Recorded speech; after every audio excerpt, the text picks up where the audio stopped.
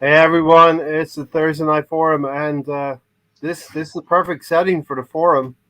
The end of the transfer window, a very difficult one for Arsenal. Um, many avenues. We stayed on one road for a long time with Vlahovic. Um, we tussled with Manchester City. Seems like a long time ago now. Manchester City tried to step up to Liverpool, failed as well, and Afcon was going on the whole time. We didn't prepare. We didn't prepare for Afcon. But listen, we're gonna have a long time, a few hours here to chat about it, to get into it, and so I'll go counterclockwise. Gary, welcome. Hello, Ray. I think Stan is back there. He might hear us. And Alonso, welcome back. For those who are new, Alonso used to be a regular. Left us for a little while, but now he's back. So good to have him back. Oh, look, and Comrade Turner has made an Comrade appearance. Tonsky is here. Comrade Tonsky. So listen, I like Comrade Tonsky get himself settled in there. He's got a lot of operations to maneuver right now. Um, Yeah, so Alonso, how you doing? Hey guys, thanks for having me. It's been quite a long time. Thanks for having me back, guys. Ray, thanks for having me, and a lot to look forward to during today's show. So looking forward to it. Yeah, it's gonna be a long and winding road. This show is. Stan, thanks for joining. Um, I was hoping for Comrade Stansky again. I guess he's a one-time appearance. Got me new. This is a brand new top. Actually, I got this for Christmas from the missus. oh, nice. To add to the Nice. collection. It's the old Dreamcast one, Champions League kit, I think, from '95, and Bergkamp. Mr. Nice. Bergkamp. Bergkamp in there. first time I've worn it actually. Settle in, everybody. We have a full house for tonight's show. Ray, Tony's here, Gary's here, Stan's here, Alonso's here. Rohan's trying to tie up some last minute, not Arsenal. He has Rohan has terrible Wi-Fi from his private yacht, so it could be a while. Steve Denham, thanks for the follow. Good to see you on Twitter as well. So we'll be able to 45 minutes of show time from the boys. CX Gunner is here. Flight crew's here, warming up the engines and taking off on time. Gary, for once. We did. Well, I was joking about it in the chats, and you did show up on time, so I'm happy. Thank you. Look at Tony; he just looks like royalty though. It's Tony. Tony, can you just buy Arsenal, please? You look like you can afford it.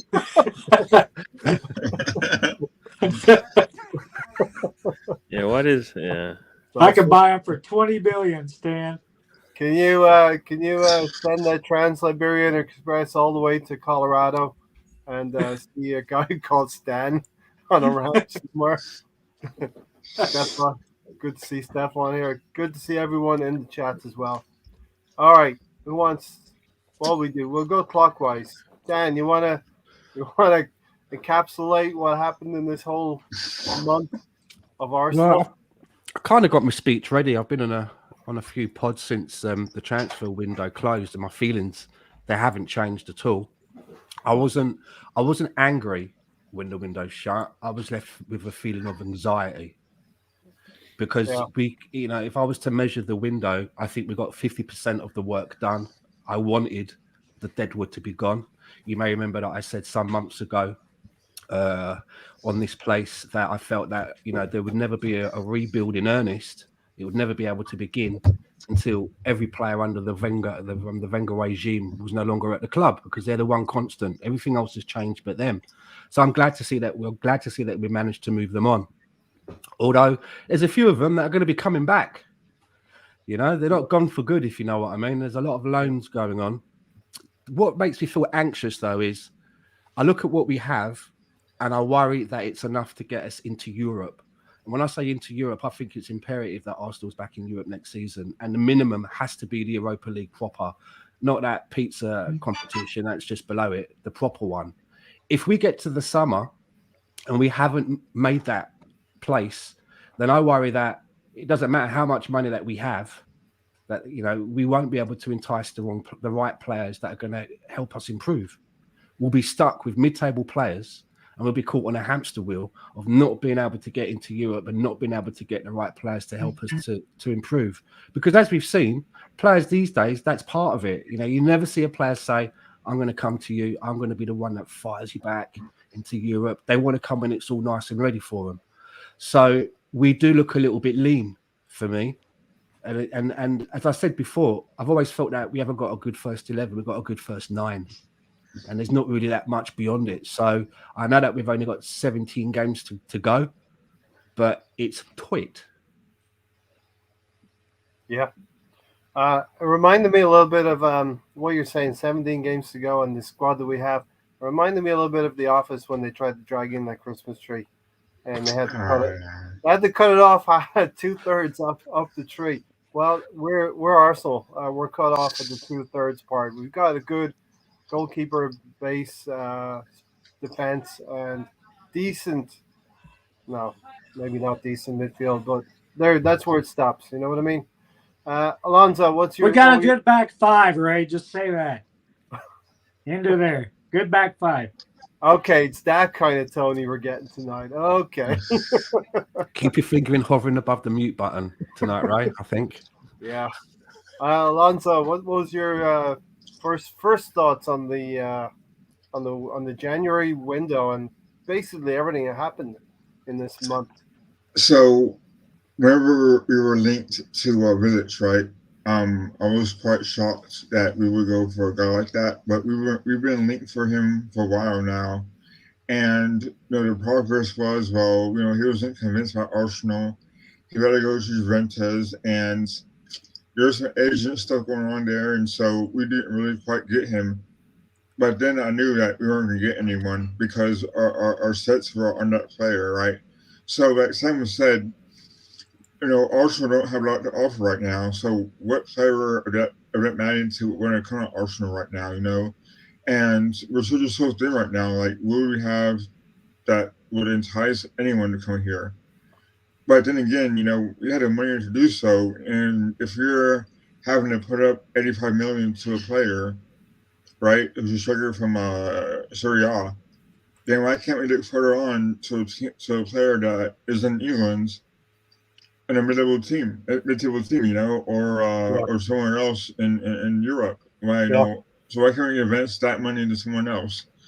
And instead of wasting time trying to get a player that's not going to come to Arsenal, and that's upsetting to me, And I think that, unlike Sam, I had a lot of faith. Well, I shouldn't say that.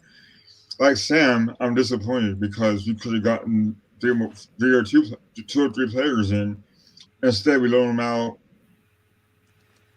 and then we don't loan out players we should have, or at least sold them out to somewhere else.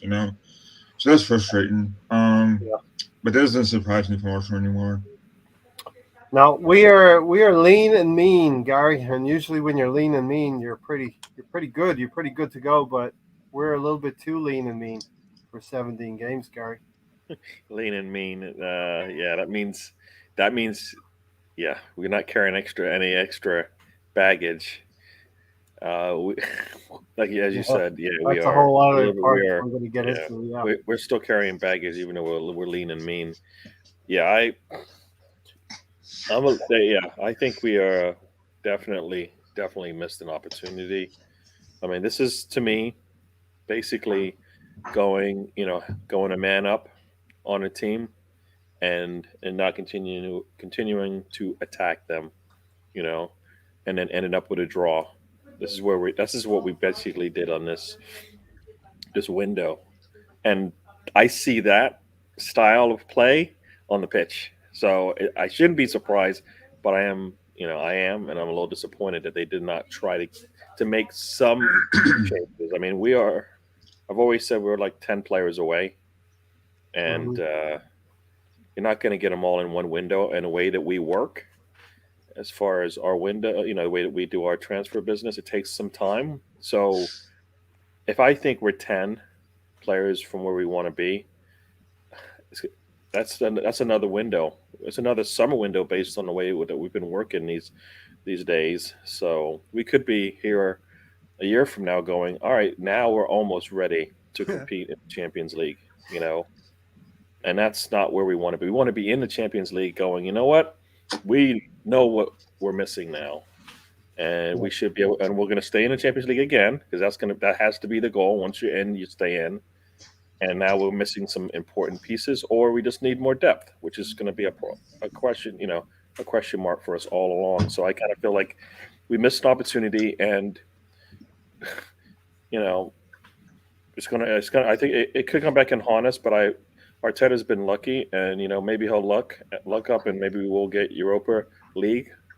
At the beginning of the season, I said 5th through 7th would be okay, but now it's either 5th or 6th, I think, for me, based on what we've done.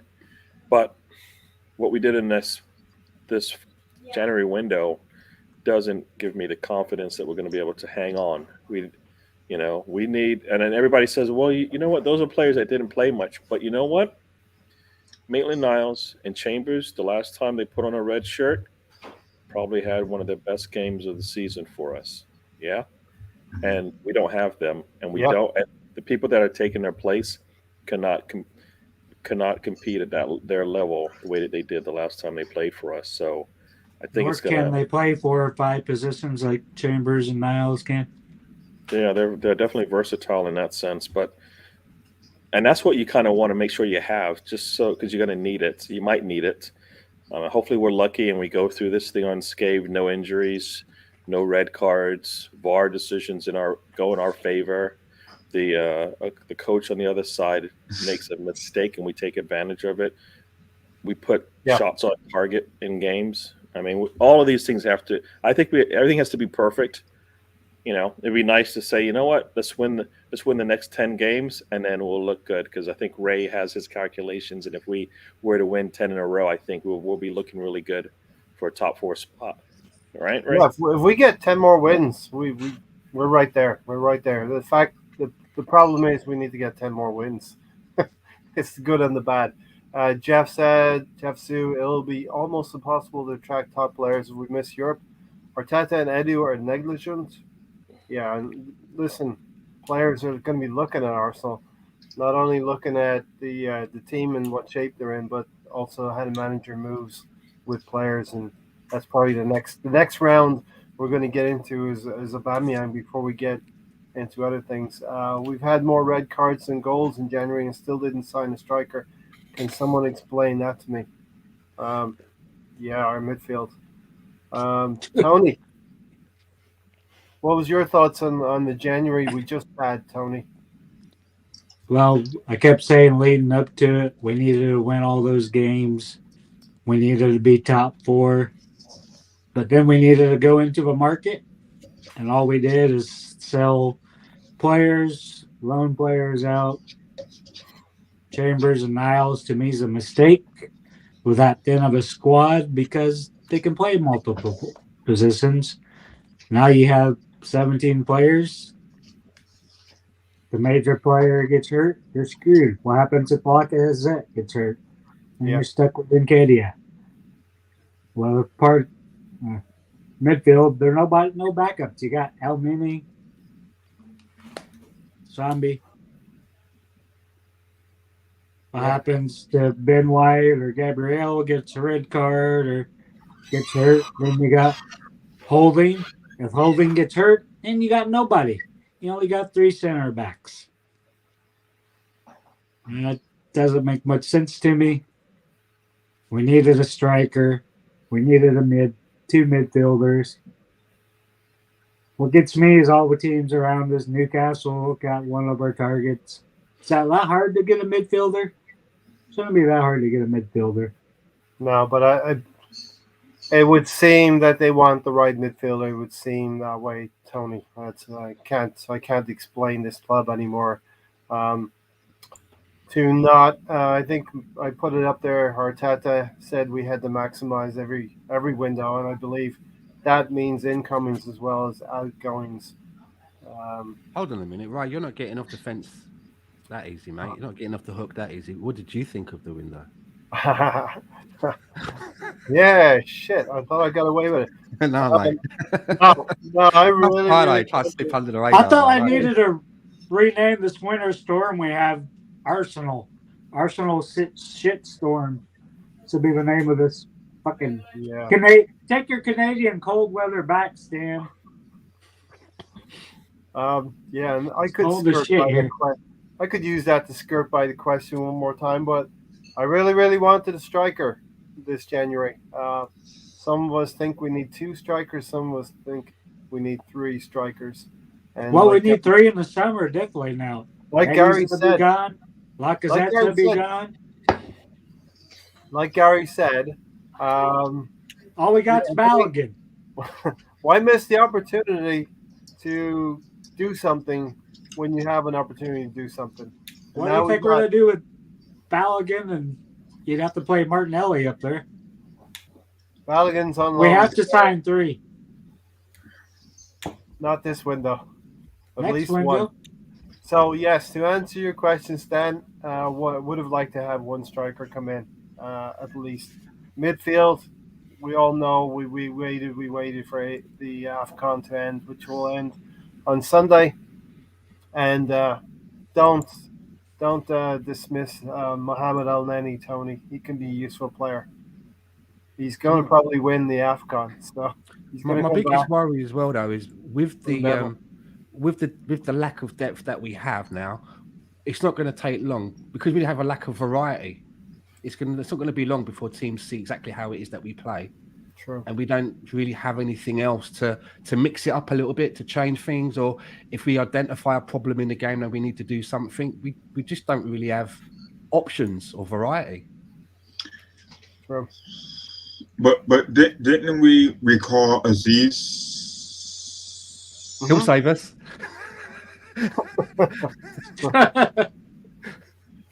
Aziz is not ready. Right, Not but ready for Premier League. So for me it would be really, and we always talk about not putting those young players out there and having them struggle when they're just not ready. That would be really bad for his growth and kind of his career as far as where you want him to be. We don't. This is Aziz is not the answer. Having the depth is the answer, and Arsenal dropped the ball on that one. If Aziz is needed, that means they messed up. They should have gone out there and got somebody to play in that position. It's more on the team. They have to have the depth. They know they have to have it. They knew that in the summer. Midfield, we don't have what we want behind our starters. We don't. We don't have strikers that were scoring coming into the season. And now we've lost our highest. Think about it. Aubameyang didn't play for 2 months, and still is our best striker in terms of goals scored. So That's thinking. Yeah, 3 Us of got more those goals than 4 our- goals came in one Crazy. game. it doesn't didn't, matter when they scored. He scored 5 goals, and Lacazette and Nketiah have 4 combined, and Eddie has none. Mhm. That can't be. Those are stats that are undeniable. You You're have killing to- me, Gary. You're killing me, Gary. Seriously, killing me. Gary. No, seriously, tell me. They didn't get a striker, and none of their Unbelievable. strikers have scored in who knows how long, Yeah. right? And I mean, not from the spot. Take away a penalty kick, and it's been months since a Premier League striker with a red shirt on did anything worthy of a goal. I think it's on non-negotiable. We talk about these non-negotiables and unacceptables and all this other Mhm. stuff. That's it right there. And it's not going to be a case of we made a good run in these 17 games and we just didn't get there. We had opportunities to better ourselves, right? We had better. We definitely, and it didn't have to be a starter. They found players in the January windows, the last 2 January windows that looked good, that did good things for us. They could have done that again. They didn't. Yeah. I mean, any of those players. I mean, Liverpool went out and got 2 players, and everybody looks at them and goes, "Those are some quality players that they got." Good Right. one. Yeah, good And one. they don't. Did they actually need it? Probably not. But I think probably. they only got one. They got one. of those That's right. The other one fell through at the end. fell through at the end, but they were after him. They were But after him. what's concerning is that Spurs made 2 signings and we did nothing. But do we care? I had this vision that the day after the window shut, they'd all go to work the next morning at Arsenal, and they'd be like, "Where's Mikel?" And the dude's like, "Oh no!" They're like, "What?" He's like, I think I might have loaned him out by mistake. You know what I mean? So many players are just going. They were just like, "Anyone want a loan?" So, And, you know, I think we even loaned Gonosaurus to somebody, Stan. Where'd he go? Where'd Gonosaurus get? Jurassic Park amusement park. Yeah, they and needed to stand in. Alonso, and to tell you how bad Arteta is, right? He doesn't see Colin Chambers as a defensive midfielder. He could have used him there, right? So it's like the guys are of depth when it comes to positioning and player strengths, you know. And I don't quite understand like where he doesn't see what we see as fans, you know. as Alonso, as Tony has said, he's removed the players who can play multiple positions. He's removed Chambers. He's removed Ainsley Maitland-Niles. He's removed these utility players. He wants specificity. He wants 2 players for every position, and he wants to go the City way, and that's going to cost a lot of money to do that, and a lot of time. and a lot of time. That we don't have as fans. We You know? we are not in the position that Liverpool is in. Liverpool can look ahead, look into the future, and plug a gap that they see is going to come up. They got Luis Diaz. But look at City though. They got Milner, right? Milner's kind of like he's a bit of a jack of a few trades, right? You know, he can play in a few different places. Yeah. You know, every team needs a guy like that in the background who's a bit of a jack of all trades, but maybe not a master of one, but quite good in a few different things. Do you know what I mean? And yes, we seem to have got rid of that. I mean, the amount of time that it might take time to sort of like get a player to play more in a midfield position if they're a defender, but the amount of time that Callum Chambers has been out, he's had ample time to be working on that, right? You know, while he's out, they could be working on that to see how that goes. So it doesn't make sense. Okay, the elephant in the room, we have to go to that now. Gary, I'll start off with you. As BX Gunner says, one thing they didn't bring in is Jack Wilshere. Jack Wilshere went to Dubai, and Aubameyang went to Barcelona. Aubameyang was so eager to make that happen. He turned up at Barcelona's doorstep. He was ringing the church bells and knocking on the door to get into the stadium before it had even been a thing, you know. We couldn't get him on time for the North London derby, but before a transfer can actually be implemented, he's there waiting at the gates. As I said, he was waiting at the Barca gates, like, you know, looking. Can you let me in? Can you guys let me in? And they're like, no, not yet. Who are you again? Aubameyang. The way he turned up at Barcelona, right, with his CV and cover letter, it was like someone trying to get on the episode of The Apprentice or something. You know what I mean? It was like. I'm sorry, sir, but you're not on my list. But I have to say, there were a lot of people that are kind of like, that's the final straw, you know. But I think of it like this, right? Let's look at the broader picture, right? We didn't want him. He wasn't getting played.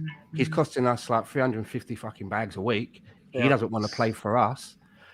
There was talks between Barcelona and he decided he waited for Edu to do it, which is Edu's function to get these things done. He couldn't do it. I think it's actually shame on Edu that the player thought, you know what, fuck this shit. I'll do it myself. Gets in the car, books a flight, flies to Barcelona, and gets the deal sorted. You know, maybe we should have Aubameyang work in the deals because he knows how to work deals. He's in the wrong job. You know what? Your job is to make this sell. Aubameyang's like, I know how to do this. I know. I'm going to go stand outside their door. You know, he was like, he was on holiday, Gary. He didn't go there for business. He went there to get a deal. He wanted out, and that's not what he said. Did his job. He did exactly what he wanted. Where is he now? The best bit, right? Tony, where is he now? I'm just saying what my man said, Gary. Where is he now, Tony? The best bit, though, right, is that Arsenal tried to get all angry about it. And like, oh, you overstepped the bounds when they fucking. He's probably back in fucking Dubai again. You're going to rip up your contract, but we've also got a bag of $7 million in. So see you later. It's like, you know, that's the worst part about it. We still have to pay him $7 million. No wonder he took a pay cut. Stephen has said here When he said he was visiting his sick mother. Now, listen, he might have been visiting his sick mother, but we all know he went and got a tattoo as well. Came back late. He was in Barcelona sorting out this deal. He was, I believe, He- maybe looking back at it now, maybe he was unsettled. He wasn't playing well for us because this move was being engineered. You know what? A dude's like taking notes, like, oh, is So that that's how how you do you it. do it? Is that how you sell a player at the death? I got it now. All right, so I, He's like, you actually have to go to the other club then and talk to them. I see. Okay. I do should have become a Sending chef. text messages while he's like rolling another fucking sausage over on the barbecue. Meanwhile, Aubameyang gets on a plane, goes there, and gets it done. It could have been a bit fucking odd and wingy though if they just said, "No, mate," and he had to come back. Hey, Noe. Yeah. You know what I Oh, mean? He had to the come thing back, is, man. That would have been like embarrassing. Yeah, Tony, you're wearing a that's fez sad. on the No, road. I'm not wearing a vest. A fez.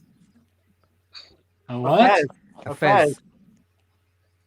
You know, Your you're wearing body a Tommy thinks you Cooper. mean, does he have a Pez? And Yeah, he's it's like, more no, Tommy I don't have a Cooper. Pez Yeah. either. It's more Ruski. He's more Ruski. Brewski. Arteta caught him out and dropped him. So Right, I so- want to ask you guys the burning question, right? Are you happy the way that it is shaped out with Aubameyang? Because your alternatives are right. He goes to Barcelona, he starts scoring loads of goals. You're like, oh fucking hell! But if he wasn't going to get played at Arsenal, because I think the time of white flag waving and sitting around a table, kissing and making up are definitely gone. So the alternative is that he's at Arsenal, but he doesn't get played, and we're spending all the money. I mean, we've already heard that we've spent 3 million on him since he last kicked a football for Arsenal. So do you guys think that the way it's shaped out, are you like, okay, it's done, I'm glad, or are you like, nah, man, we should have dug our heels in and he could be there to play?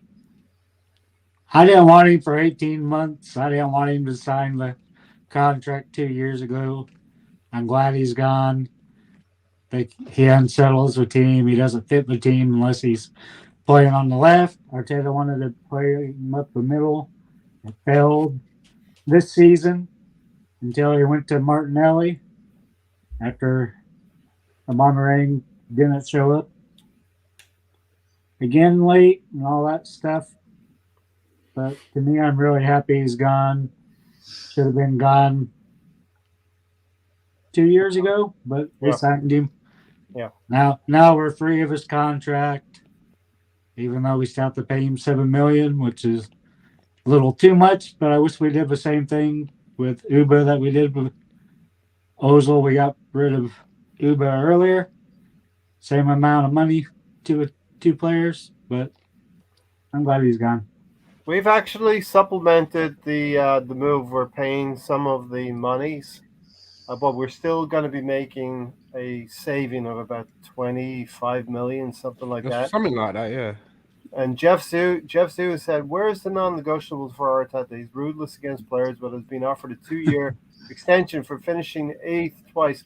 Jeff, I do believe as the time goes on and he spends more money, the margin for Arteta, the margin of error will close up. I mean, if he's going to finish below 6th, that's a non-negotiable. Next year, if he finishes below 4th or 3rd, that's a non-negotiable. He's supposed to improve year on year, and 2 8th-place finishes is not good enough. Losing a major European semi-final is not good enough against an Arsenal predecessor. So, same question to Alonso and Gary. Alonso, what was it about Arteta, Stan? I just Or, asked, right, yeah. if you're how everybody feels that the way that it's now happened, that he's no longer with the club, he's off the wages, or would you rather that we had kept hold of him and he was still at Arsenal no matter all the things that have happened? I think that with Arteta, he doesn't give players second chances. The ones that he likes, he does, and it's quite interesting how. I'll bring up Jocko for example. How many chances he's had to make amends, right? And But I don't think Aubameyang has been he got dropped and stripped for a first offence thing. I don't think right. His third or fourth time. I but but don't think that's the case. but my point is that he has his favorites still, I believe. And once I think Aubameyang has made those mistakes of being too late or making excuses, then you lose trust.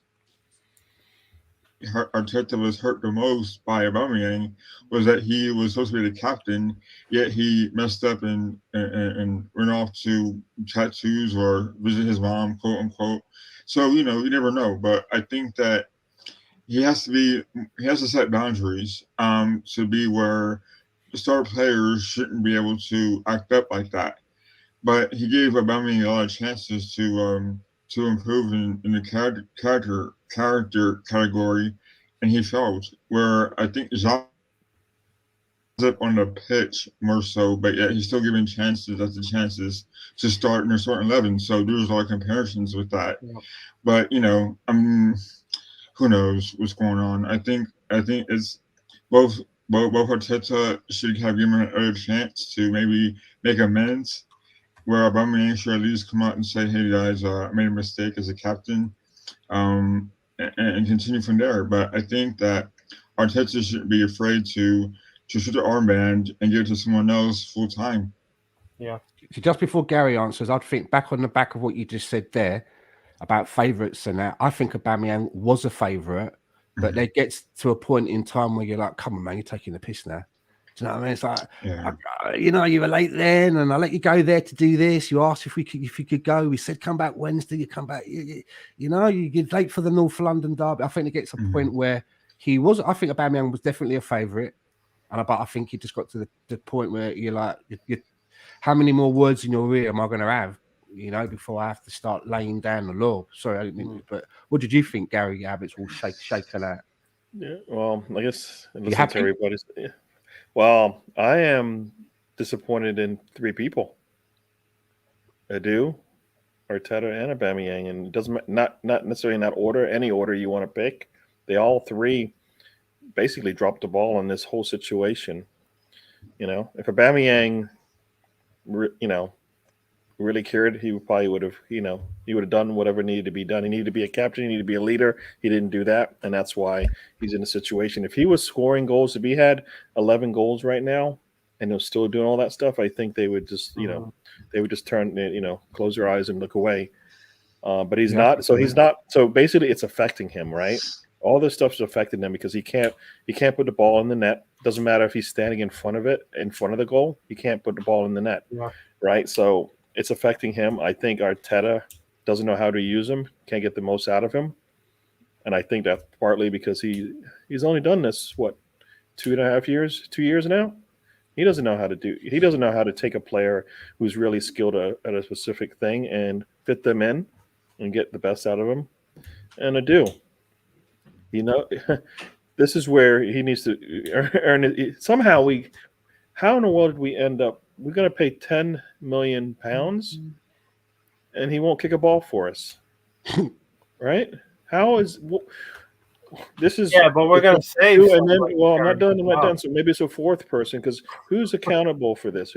Are you telling me that the owners of this team are going, all right? So you just took £10 million of my money, give it to a player so he can go play for his favorite team. Can you favorite team. He wanted to go to Madrid. It to me, please. Right? Who's asking that question? Right? Who's asking that question? Because somebody needs to ask that question. You just think about it. We couldn't close. We couldn't do any. 15 million, Gary. Stop talking. 25. we couldn't do any January window business. One, because we're throwing money out the window, man. We just spent £10 million on a player. That could have been used to bring in another player to sit on the bench and be a reserve, right? We've been doing that the last 5 years, Gary. We're the only team, Gary, that seems to supplement. But it seems to be the way, right? Ramsey at Rangers, he's gone from Juventus to Rangers, and we know that he's on high wages at Juventus, and they're paying all of his wages. Rangers aren't paying any of his wages. Yeah. That doesn't make sense to me, but I mean. Yeah, but we already did it one time. All right, okay. You burn your hand one time on the stove. So what do? You put your hand back on the stove again to see if it burns it a second time. That's what we're doing. We just did Yeah, it. well, You know. Yeah. I So it's agree. so you, aren't we supposed to be learning and getting better each yeah. time? I always talk about, can we do better than we did the last game? Please, just a little bit. I don't need a lot. You do that Um, 38 times, you'll be fine. All right. this window was not good. Subtraction usually addition by subtraction, but this window seemed to be subtraction by subtraction. You can't deplete the little bit of depth that you have and expect things to go perfectly. I think we're going to be. I mean, we still don't even know if Tomiyasu is going to play. I mean, right now nobody's seen him on a pitch in Dubai. Cedric looks ready to go though. You know what? Do you know what? In that video that I saw, and I was like, I felt kind of a bit guilty about thinking bad things of Cedric because he seems like a nice chap. Do you know No, what he I looked. mean? He Like, looked. He looked. Yeah, but I mean, that doesn't. I He know. still needs to, but he needs to be able to play. Right? We're asking him things to do, and he can't do. Like, no, Tomiyasu's like, this is how you do it. Cedric's like, I don't know what you're talking about. What is that? How am I supposed to play this position? I've been doing this for like the last 5 years at Arsenal. They don't seem to care. What? So Gary, the direct quote from Aubameyang is, "For my part, I never wanted to do anything wrong. My problem was only with Arteta. I cannot say much more. I was not happy." Yeah, where was that talk on the pitch when he makes mistakes? You know, I this is Bamiyang just talking when, where was this talk? I wanted that kind of talk on the pitch when he makes mistakes. I wanted, nah. Yes, we know there's issue. Everybody knew there was an issue there. You didn't even have to tell us. What Arsenal fan thought? You know what? There's no problem between Arteta and Aubameyang. I don't think any Arsenal fan was sitting there going, you know what? I think it just wasn't working, and that's it. Nothing else. There wasn't any conflict between. No, I think all of us knew something's not right there with that relationship.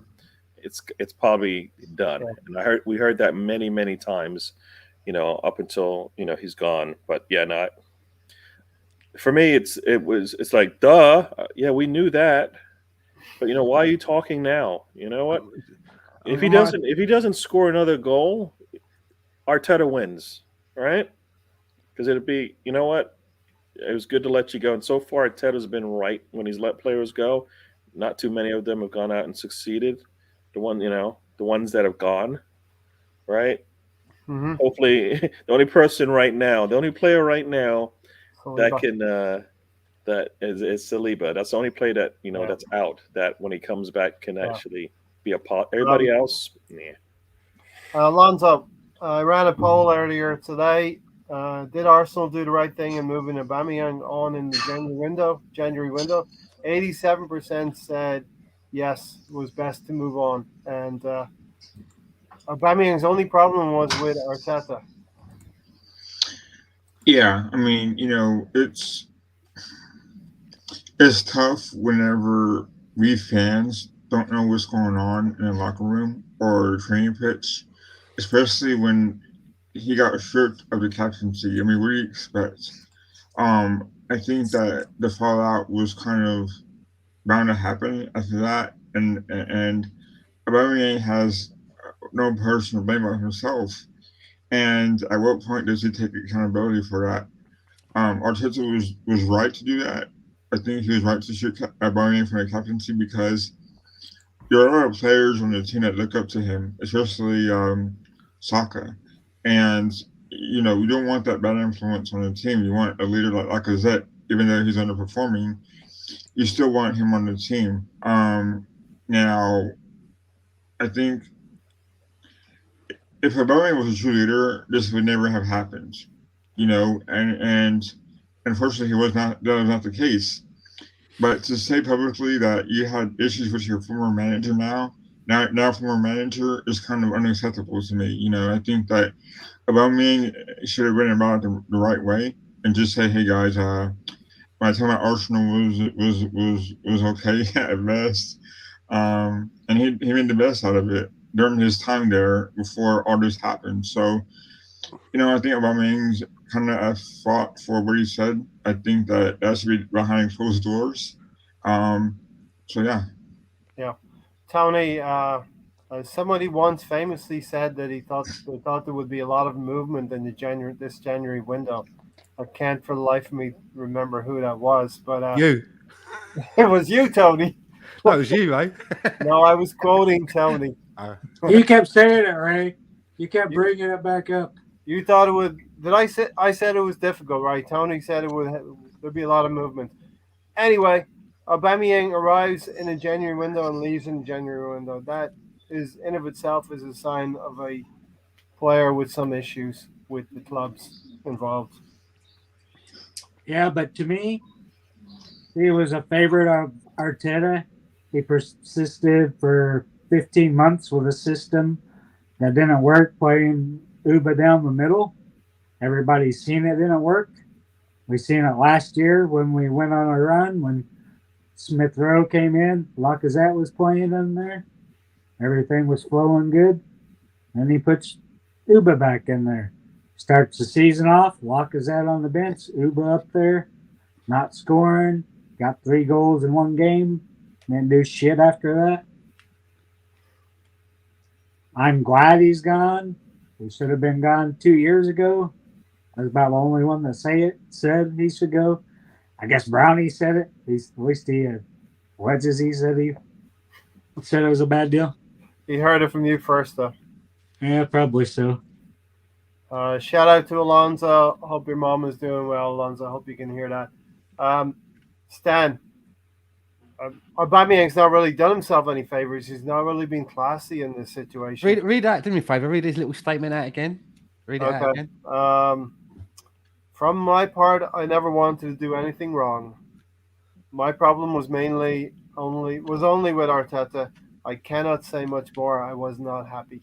So what's he trying to have me believe it? That the night before the North London derby, Arteta crept up outside his house and let the tyres down on his fucking Lamborghini. He locked the gates. Every time he was driving on the way to the North London derby, fucking Arteta kept popping out into the road dressed up as a lollipop man, put up the stop sign, just kept him there.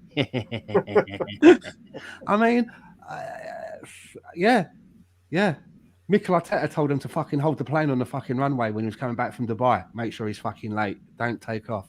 I mean, I don't understand what he's trying to say there.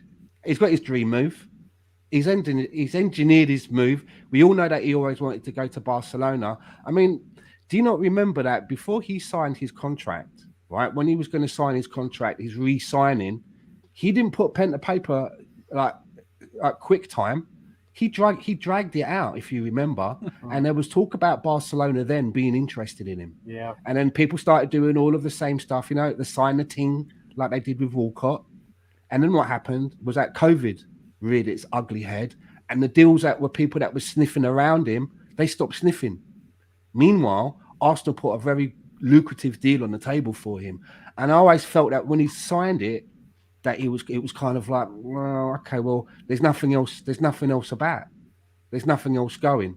So I'll take this very generous deal. And I always felt it was half-hearted. He's managed to engineer a move to the club that he's always wanted to play for. He's made no secret about that. I think something to do with his grandparents' connection or something to do with Barcelona. Tony's trying to say Real Madrid, but I thought it was... No, he wanted to go to Madrid. Was his actual dream. Well, he's gone there now, so why can't he just be the bigger man and say nothing? Yep. Do you know what I mean? Yep. He could just say nothing and just have a smile on his face. It was a circus that made me dislike him. The ex-gunner said, "Sign the thing, become a joke. You don't tease if you're committed." I kind of fell into the whole troops kind of thing. You know what I mean? Sign the thing. But to me, it never made sense offering 150,000 more during COVID, plus the captaincy. What did he do to deserve it? And I back Tony up on that because a lot of podcasts, when they talk about it, they always say we were all pleased when he signed that contract. We all wanted it. And I always think to myself, me and fucking Tony never, because we said it at the time. You know what? That contract and Arteta being manager is how Arsenal runs. or at least they used to. Maybe they've changed their ways because I think both of those maneuvers have basically backfired. I It don't just think makes Arteta has enough time to be a manager and to learn his craft as a coach right now. I think it would have been nice to have had somebody go in there and actually help with that part of the side of the work that needs to be done, and let him work on the coaching side because he seems to be able to get the best out of the players in whatever positions he puts them in. But to do the other things that are required, I think it would have been nice to offload some of that. All right. I mean, Aubameyang and Arteta for that FA Cup run got what they wanted, and then look where we are today. Look where we are today. We had a window with no players, and in a space of whatever 1 month, we've scored one goal. We've got 3 red cards. We got knocked out of 2 cups. All right, for the first time since 89, right, 90. all in the We're out in same in like January. a 3 week period out of 2 cups. Right, Mm-hmm. and you lose to Nottingham. That can't be good on the resume. All right. Now Arteta is starting to stack up some Ole-like statistics for me. Semifinals, losing some semifinals. Yeah. Here, 2 semifinals now we've lost. Major you- European Cup final. Yeah. You know, the best thing for me to come out of this transfer window was whoever the person was behind the scenes that put the kibosh on the Arthur Mello deal on an 18-month fucking loan deal with an obligation to buy. They saved Edu and Mikel Arteta from themselves, whoever that was. And that, at least that tells me then that, because, as Gary said at the beginning of his last statement about these deals that we're making, which have been atrocious over the years, and we don't seem to be learning. Maybe it's this Dick Garlic guy that's been inserted in, who seemed to be the one that sniffed out the other dodgy deals. I thought his name was Dick Lick, Stan. Well, whoever he is, right? Dick Lick. No, but think about that. So you say that, right? But then Culpability, isn't it? Someone's at least I see culpability there that he wasn't allowed to just write that deal for 18 months with an obligation, because that's a one way loaded deal, that is, man. I mean, 3 to 6 months and you see that the guy's dog shit. What are you gonna do? You're saddled. No, think about this though. You say that, right? But why did we spend 3 weeks trying to get Dusan to join us? Mm-hmm. And not only 3 weeks, but since months October, before. we've been communicating with his team about coming over. 3 weeks into the window, he gets what he wants. Once again, he gets what he wants. Right? No, he's I'm taking agreeing less with money. you, Gary. He's taking less money to go play for Juve, and Arsenal spent 3 weeks wasting their time. And I don't think we were multitasking, trying to find other deals. One that we deal needed. at a time. She's like, one. That's what it feels like, right? One deal, then that deal. Because Isaac required some communication, right? Because we weren't going to pay the release clause, so we wanted to communicate with them, all right? And we actually did that, it seemed, and they're like, no. But if you start that in the beginning wasn't worth of the window, 70 million. No, but if you start the communication in the beginning of the window and you talk them and see if you can get a deal cut, then maybe you get the deal cut and the Dusan's like, you know what, maybe I'll come. And you're like, nah, forget it. We got Isaac. Certainly we were working on other and deals. it couldn't have been hard to communicate with Isaac. Apparently, he was driving around North London on a fucking Rolls Royce with his name on the registration, saying hello. I mean, it wasn't him, but I believe he was in London. And I believe he was in the vicinity because we did try to bid. If I take something for the weekend, right, I hire out a Prius. I'm not hiring a 400,000 Rolls Royce and getting Stan the Man putting on the plate. By the time that's organised, it's time to go home. That wasn't That's him. part of a If Edu learned anything from Aubameyang, he would have been standing right behind Isaac when he's in the line at where it was at Selfridges or whatever. He's standing he's in the line behind him. As soon as he puts his whatever he's buying on the table, Edu comes steps in front and goes, "I got this." Yeah, and pays for it, and then asks him to sign the check. And it's a contract, but he doesn't know. And then waving a platinum American Express card. I've got this. The issue for Arsenal really in the January window is it's only 31 days long, and the summer is 90 some days. No, that's no excuse. That's not an excuse. You had a whole 6 months to figure out what the fuck is it, Ray? Window. You had a whole 6 months from August when or September, whenever the window closed, until January 31st to figure out what you're going to do. So no excuses. They'll go there, Ray. You're I making it. told you all. It's because January we're gonna was going spend to 180 million this be summer, January is going to be Gary. a difficult Says the window. We're summer. gonna spend January, 180 You million. make it if they make difficult when this you season. don't plan. When you don't plan, it's difficult. Yes. We're gonna clubs don't spend want to. 180 million this summer, Look, Gary. It's all gonna be okay. it seems to me that Arsenal seem to all be in lockstep on the Vlahovic deal. There didn't seem to be any quibbling. You know, they seemed to be firm offers were made. You know, money was. You know, we lifted up our skirt. And- We showed money, but I really applaud whoever it was that stepped in and said with the Arthur Melody and said, "Mate, you're having a laugh with that one." I'm glad that there's somebody that's keeping an eye over these things because Yeah, it because seems he's no better than Zaka. it seems before His that stats would are have been about the same one as that would have Zaka. been one where the owners would have said, "Are you sure this is what you want to do?" And if they'd heard yes from the manager, they were going, "Okay, well you know more about this soccer thing than I do, so go with it," you know. But it seems like there's someone in there now who's being a little bit, you know, prudent, and it's culpability. Because I'm so glad we never done that deal. But Gary's right as well. We spent so long on this on bloody Vlahovic. It was ridiculous. I mean, and Mikel Arteta did say when he very first joined us that you didn't have to court players for long periods of time because that makes them think right. Stan, you just went underwater there for a little bit. Yeah, Stan's drowning there. But to me, so That's better. so every day I would look on BBC Network, right, or BBC app to see who we're linked to, and it seemed like we were linked to all the strikers like Jonathan David and the guy from Germany from But we were linked to strikers, but I don't know why we just spent an entire month or maybe a couple months on Vidic. You know, it's like it doesn't do something. It doesn't make any sense. You know, and so Well, we have a window where Darwin Núñez, Stan, West Ham bid 50 million for Darwin Núñez, and it got rejected as well. So, listen. January window, whether you like it or not, is a difficult window. The clubs are in mid-season; they don't want to part with assets. It's better to do your business in summer, and we didn't do correct business, in my opinion. I'm happy we have Tommy Asu in there, but I did want a striker as well. But want to welcome Rohan in to the podcast. Thanks, Rohan, for joining. Been a while, Ray. So good to be here. Yeah, Hi, Rohan. absolutely. How you doing, The man? return of Rohan. Tony, Yeah, Tony. and we were just discussing. Tony and I were just discussing the other day on Twitter, and I told him I'll be here one of the days. So thank you for sharing the invite with me, and thank you to Stan as well for remembering.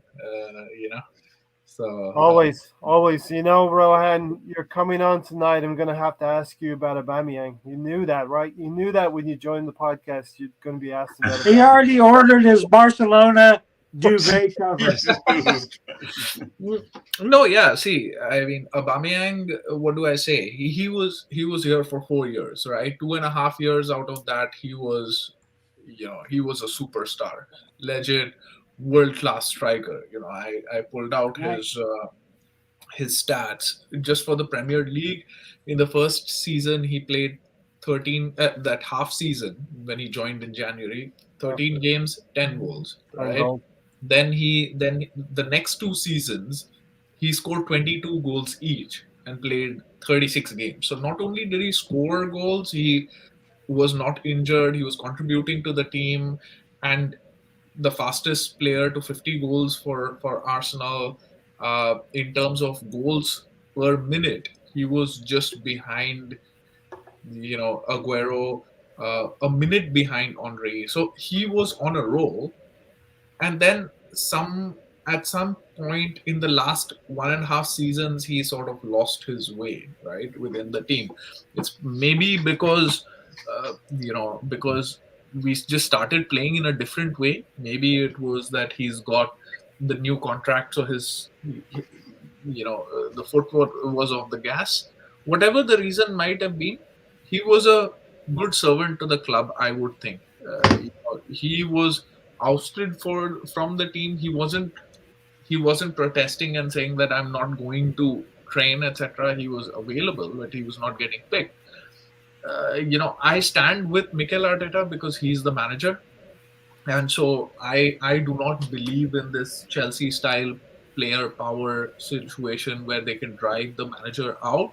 So I Yeah. stand with Arteta, but I fear that Arteta is too much for a you know an iron fist. He doesn't know the middle route. He doesn't know. Lukaku's done something like that there. Lukaku's gone publicly and insulted Chelsea.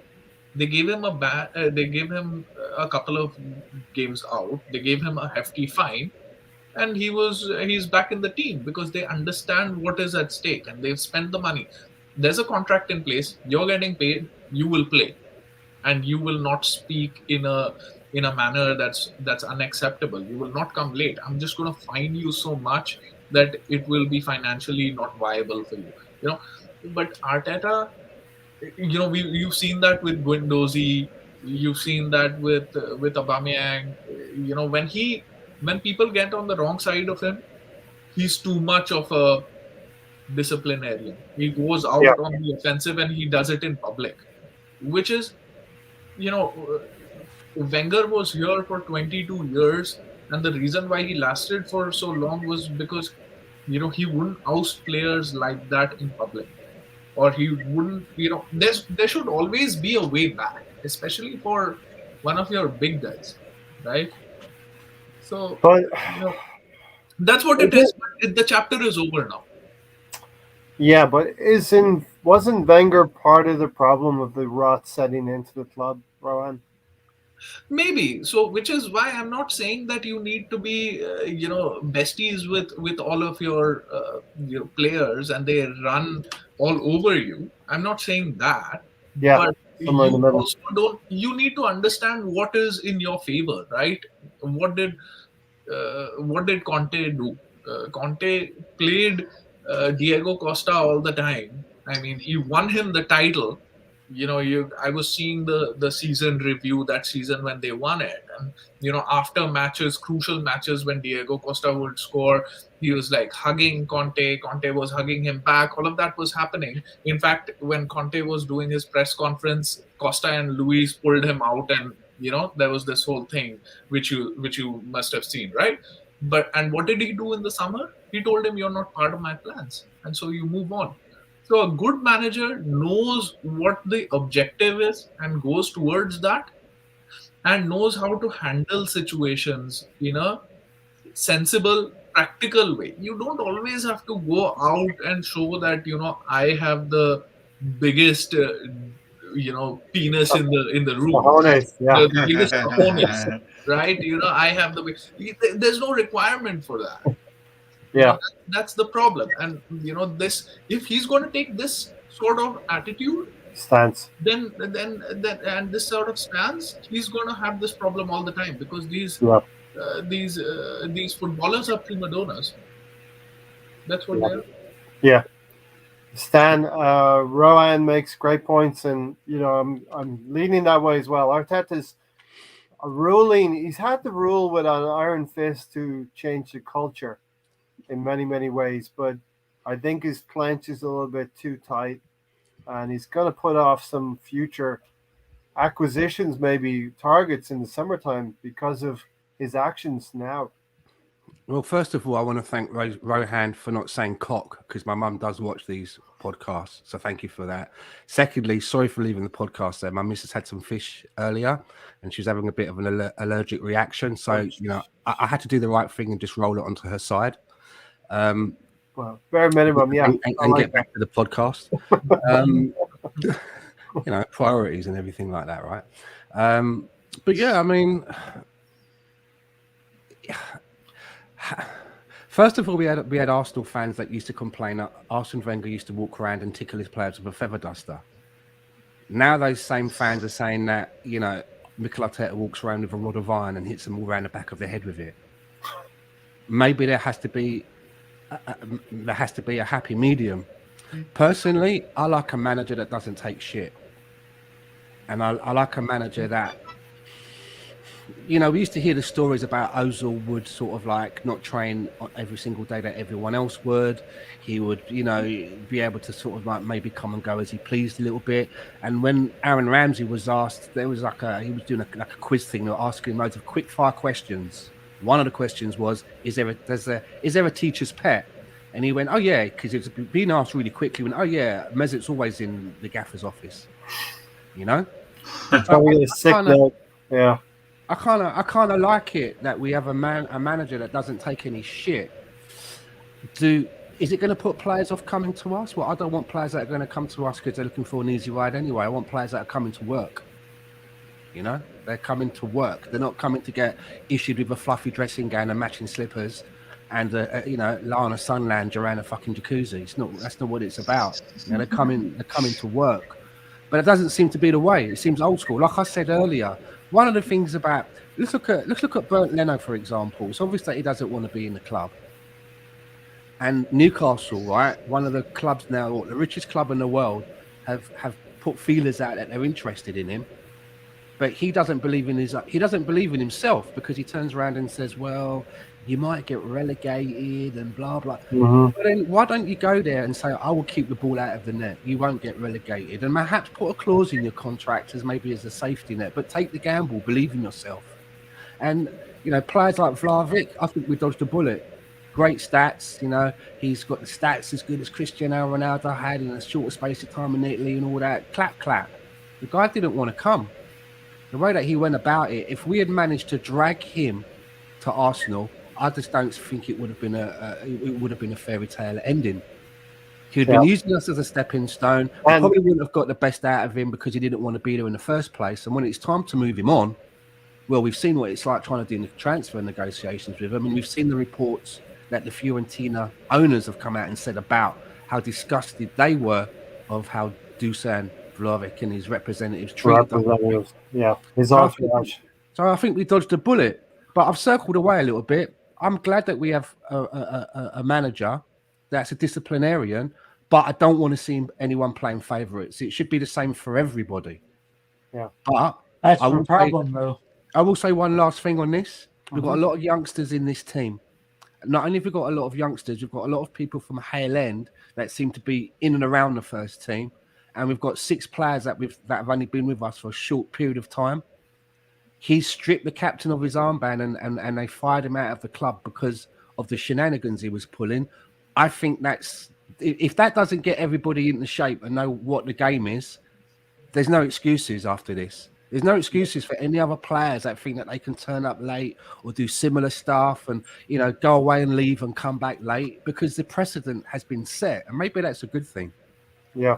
The assembled here said too many players complain about Arteta for him not to be part of the problem, not the solution. Well, the assembled, maybe they've had it too easy for too long, that when something gets stopped, they start complaining about it. He's not good enough, Ray. But are the players complaining about it, the players that have been marginalised and fucked off, like Guendouzi? I'll just use him as an example. Right? I'll just pick him out of the air. Or is it players like Saka, Issa, Martinelli, White, KT, the players that are actually here with us and putting the fucking shift in? All those players that have gone, they've gone for various reasons. Of course, they're going to badmouth them. What are they going to say? Yeah, Arteta was right. I was a right wanker. I was a fucking shithouse in the dressing room. Oh, yeah. I was giving them all the runaround. And they're not going to say that, are they? Because they want to be employed by future people and they want to try and, like, you know, make out that everything's sweet so they get paid again. And I'm not being funny. Guendouzi, man, I've seen a lot of people on Twitter going on about. I've watched clips of Guendouzi recently. He's still fucking chasing shadows for me. That's all he ever does. That's all he's ever done. His positioning is shit. And I'm sorry for those people that think that we're missing out on Guendouzi. I disrespectfully have to disagree. Yeah, but the point is that what is the objective for the rest of the season, right? Like, we've put ourselves in a position where we can maybe get top 4. Yep. And for me, here's the thing, right? I think that this team, we've seen many projects of these young players coming in with Arsenal itself and Dortmund and Ajax and other teams. They have a shelf life, right? And then it expires and the team gets torn apart. That's what happens. This team now that we've assembled is a good team, but they have a shelf life of 2 years. If we don't compete for the Premier League next year, and we don't like Challenge. really challenge the season after or slash win it, these players are going to leave, because they're going to be further on in their contract when they're going to see that, oh, I want to get those medals. Martinelli already has, admirers in Klopp. Saka has admirers in Guardiola. Again. In Klopp Like again. Klopp. Klopp loves everyone. So He's getting his hands around. He's getting his hands around every player. exactly right. So you've got Klopp 2 wants seasons. Martinelli. You miss out on Champions League this season, then you'll say that we don't have the money to spend. I am happy with the fact that we didn't get arm twisted into just buying Kim Kallstrom, someone like that, an injured player or a mediocre player like Dennis Suarez or someone like that. I'm happy that we didn't do that and waste our time like that, because we've done that, right? We've got a 100%. Murray and a Cedric, and then we've had to let them go, right? 100%. At least Murray is gone. You're supposed to be lowering the dead wood pile, not fucking adding to it. Yeah, the Correct, shit correct. like So that's shit good. like That six. you don't get. Wenger used to say that, right? We will only add to the team if we can get the right quality, super. right? Had to I be agree super, with that. super quality. But you've left yourself short. You had Aubameyang here, or you've got other players here, Chambers here, or someone else. Utilize. There were none of these deals that we have made were too good to turn down. They weren't like EOB money that you were like, oh yeah, let's just get that money and get this player off, or Willock going for 25 million. These were all canceling contracts. You could have kept some of them for 6 more months, added some more for that push. If we miss out now, it's not only on Arteta, it's on this whole hierarchy now. If we miss out on top Yeah. 4, They because sanctioned it then all, they're didn't going to they? be like, we don't have the money. And you Fine also see margins. how our that knock, Arsenal knock that they're talking about, how that's faded, right? Yeah. Players don't want to come here. Vlahovic wants to go to Juventus. There are let's be honest. We would have, if this is how Spurs would have behaved, we would have, and they did with that player who's gone to Liverpool, whatever his name is, Douglas Luiz. Luis Diaz. Yeah. Yeah, we've said that, but the same thing has happened to us. We chased after this player the whole window, wasted it, and then we didn't get him. The Arsenal knock is more like one of them We dodgy don't have any doorbells that plan plays B, green that's the sleeves. problem. Gary, great points there from Rohan. We have a window of 2 years, and already the club is trying to have talks with Saka because Saka has been muting about Champions League. He wants to participate in Champions League, and we have narrow margins now. We've stripped our squad down to bare bones. Some other players are going to leave this summer. We're going to be further stripped down, so we're going to have to start including academy players, bringing some loans back, and going into the transfer market, Gary. Yeah, I mean, think about this. If you are a agent for Martinelli, Saka, Milsher, Farrell, you tell them, keep doing what you're doing. We'll get you a better deal elsewhere. Right now, there's no way you're going to sign a deal with Arsenal. If you're an agent for those players, I don't believe that's going to happen. I mean, it doesn't make any sense. I mean, like you said, they want to compete in the big games. They are playing now. They are playing for their country. I mean, what is Arsenal going to offer them based on the way that they are handling their business? There is no plan to compete with those big teams that are probably going to come after them. All right. The plan is the kids, Gary. Yeah, but the kids don't have. The kids can do exactly. He doesn't play the kids, so how the fuck is the What do you kids mean, Saka, Milsher, Farrell, and like academy players, Gary? No, you're talking about the new Martinelli. You can only have so many Sackers. I don't think there's another Saka. He wasn't playing Martinelli till he benched Duba, right? Only wants guy to play talking about? fetuses. No. Think about it. What? There is no soccer in our academy right now, right? Is How there? do we know? There is no We haven't soccer. seen him. Patino played. I don't think he's at it. That's the only one we've seen so far. I don't think he's going to do the things that Saka was doing at that age when he came in and played all over the pitch. Besides Patino, who did we see in the League Cup?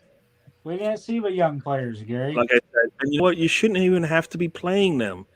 This is the other part of this. Yeah. We Wenger shouldn't be always playing played him.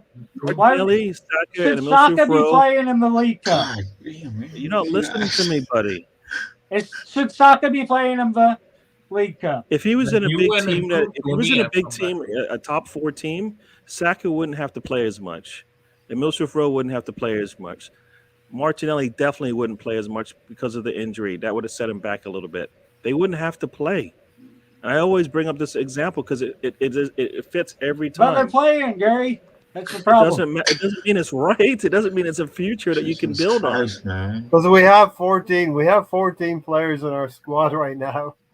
We have academy players we can use, right? We're No not team using does them. that. What team You have does that? risked- So how is Tell me- you have risked Champions Tell me a League. team that goes to their You have academy and risked says Champions you guys League, you are have risked senior everything. players. They don't do it. Yeah. You have risked Champions League without having a backup. You want to sell these players? I am with you. You have to buy some reinforcements, right? Newcastle has already given us a taste of what they will be in the summer, what they will be in 2 years, 3 years. They're another city in the making. How many times are we just going to keep complaining about, money coming in and us being left behind and all of that?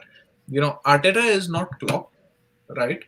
And even Klopp, it has to rely on his Salah and Mane, who don't get injured and who play out of their skins. Bargains Salah. that they make. Maybe we can do that, but you have to spend right in the right areas. You You have have to to spend be on foot the Allison. perfect.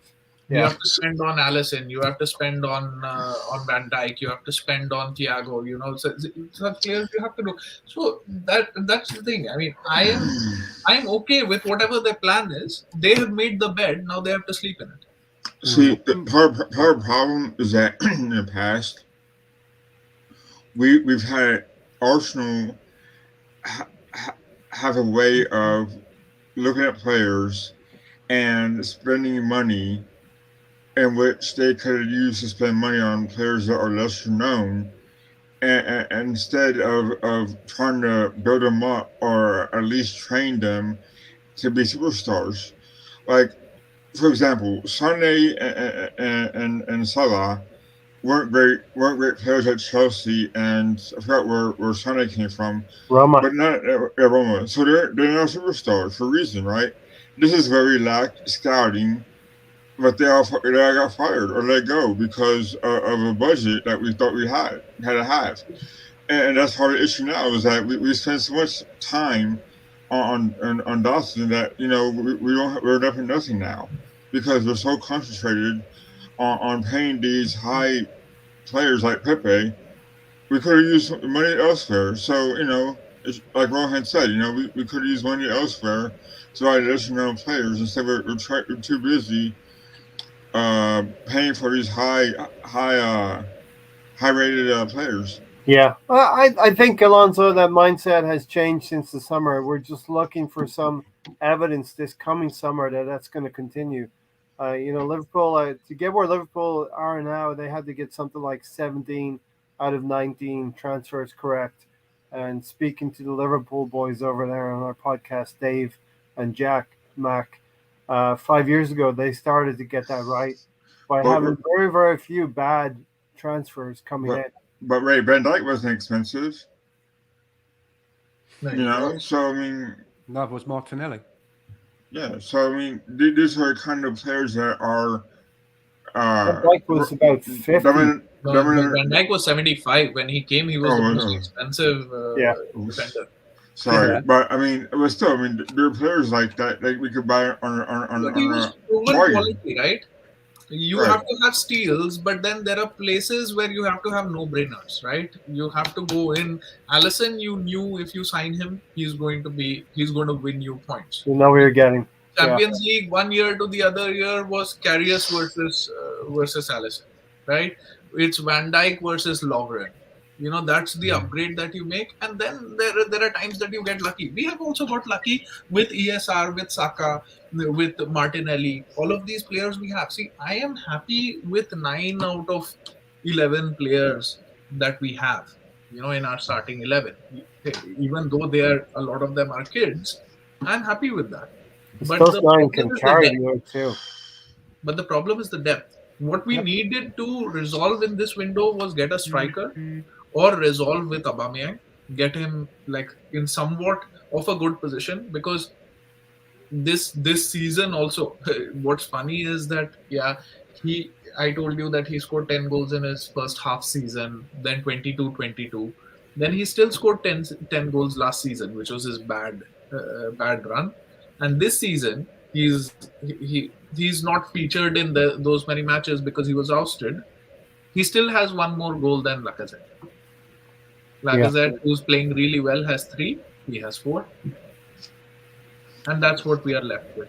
Arteta, for his ego, has gambled, our season. We have said here he's gambled on fine margins by not improving the forwards. I don't think he's brought in a striker in his tenure at all at Arsenal. I mean, coming into this season, right? Mm-hmm. We knew we needed a striker. We knew we needed a right back, and we knew we needed maybe somebody in the midfield, right? We only got a right back. Yeah. Everything else, we solidified what was already the strength of the team, right? Supposedly our defense was really good last season. Yes, Ramsdale and Leno, they bring different things to the table, and we did improve there, but we improved our strengths. We did not improve our weaknesses. I mean, think about it. We did not improve our weaknesses in the middle of the pitch. Right back. We increased We did our not weaknesses. improve one player out of the 3 that I mentioned, right? But we need to score goals. Mm-hmm. We needed a striker. Yeah. We didn't do that. We needed to be able to control the middle of the pitch. We didn't get a player to do that either. And guess where? When we have problems, is where is it happening? It's happening in the middle of the pitch. It segregates what we have with our forwards moving up the pitch and our back line. That's been a problem for a while, right? So we didn't strengthen there, and that's been our issue. Those 2 guys go out, we're done, right? One of them goes out, we struggle, right? Mm-hmm. I mean, that's a problem coming into the season. We didn't address it then, and then we didn't address it in the second. So it's 2 windows where we didn't address our weaknesses. We knew Tell me Gary, something. We knew this, Gary, because we said Emile Smith-Rowe and Saka and Martinelli, they're the ones who are going to have to carry this team. We said that, and that's the problem. That cannot be your solution. Is that I'm going to lean on my 19 and 20-year-olds coming into the season to help me out because I can't do a good job getting decent backups and senior players in the squad. That's a cop out, and that's unacceptable, non-negotiable, whatever you want to call it. I mean, it's all of those things. Hey, Stan, I have a question for you. So look at our youngsters, right? Saka, Emile Smith-Rowe, Odegaard, Martinelli, right? Yeah. How do you compare them to the class 92 of Manchester United? I like what we've got. Those players that you just mentioned that asked me to compare with Man United, I like what we've got. I'd rather have Odegaard than Paul Pogba.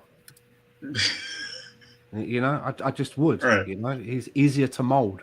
There's no preconceptions. They're not coming in with a rider list and saying things. Okay, before I play for you, I only want blue M&Ms in the bowl. I don't want any other colours. Okay, right? You got that? There's none of that. There's none of that going on. But I have to play devil's advocate here a little bit because I've been listening to what everyone's been saying for the last few minutes, right? And before we went into this window, like Gary said, we all knew that we wanted a striker. I think they knew at Arsenal that they needed a striker as well.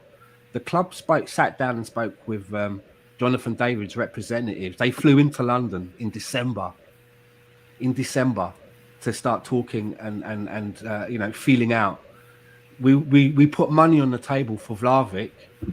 Isak, I think the club was prudent not to pay that get out clause because he's not worth it. He's not worth 90 million euros. He isn't worth 90 million euros. So what I'm saying is, had the window come and gone and had been none of these things going on, I'd be like, what the fuck? They're not even trying, but they are trying to get things done. There are so many components that have to fall into place to make a transfer happen. Yeah. So many components. I think Arsenal showed their intent, but there's other obstacles that need to cross. The biggest thing for me though is that, and I said this about 6 months ago, and I got laughed at a little bit. And I think it's now being proven that this is the case. Arsenal's star has faded as well. Our star has faded, so we are going to get overlooked maybe for other clubs. You know, that might happen, but I do think that they know what the problems are. They've been trying to address them, especially in the strikers department. And I'm glad that they didn't do a knee-jerk thing and say, okay, we can't get Vlahovic, we can't get DCL, we can't get Jonathan David, we can't get Isaac. I know, let's go right out and go and try and get Ivan Toney. Do you know what I mean? Or someone shit like I wanted to jerk my knee. I wanted to jerk my knee so bad. You know, what I don't want us to do is we bring a player in who's a band-aid, you know, that we're going to just put over the paper cut, and in 6 to 8 months' time, we're trying to bring in other players, and we've got this other guy who's now part of the deadwood pile. Deadwood pile, and he's on good money, and other clubs ain't going to look at him, and we've got, you know, we're still in that same cycle. So now we got to buy 3 strikers in the summer. So yeah, but Stan, we have. Yeah, we do. We've not got rid of the problem, Tony, because they have to be addressed. As Gary said, we have Lacazette, we have Eddie up front, and I do believe Arteta caught himself a little bit. He's like, oh, I can't bring Lacazette off and bring Eddie on in the same position, so I'm going to stick Eddie out on the left against Burnley. That's just bizarre. Absolutely bizarre. So that's the thing, right? Like the lack of plan B. Lego binary, Ray.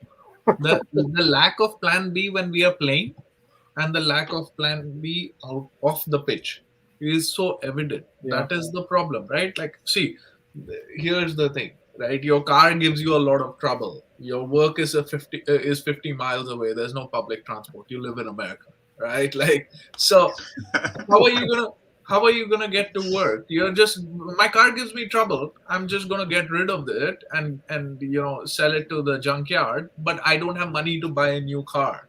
You're to pedal your bicycle. It makes no sense. You have to fix that car till the time you have the money to buy a new car. Arteta says you can ride your bicycle. The car's going to let you fix it. Car doesn't have a say in it. You have to maintain the car. No. There's different mechanics. Yeah. So Ray the mechanic maybe cannot fix it, but Gary can fix it, right? I think this analogy is about Aubameyang, if I'm right. I think what you're saying is like we had an internal solution.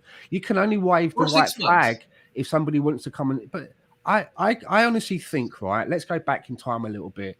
There's been some transgressions by Aubameyang. We know a couple of them, right? Late for the NLD, coming back from Dubai with the mother thing. There's obviously been other things. Mm-hmm. He was disciplined, right? He was disciplined and told off. I honestly believe that when that conversation happened the last time, he didn't respond well. He didn't say, yeah. I know, I'm taking the piss, man. I'll get it right. I know I've said it before, but if you watch me, you'll see me in training.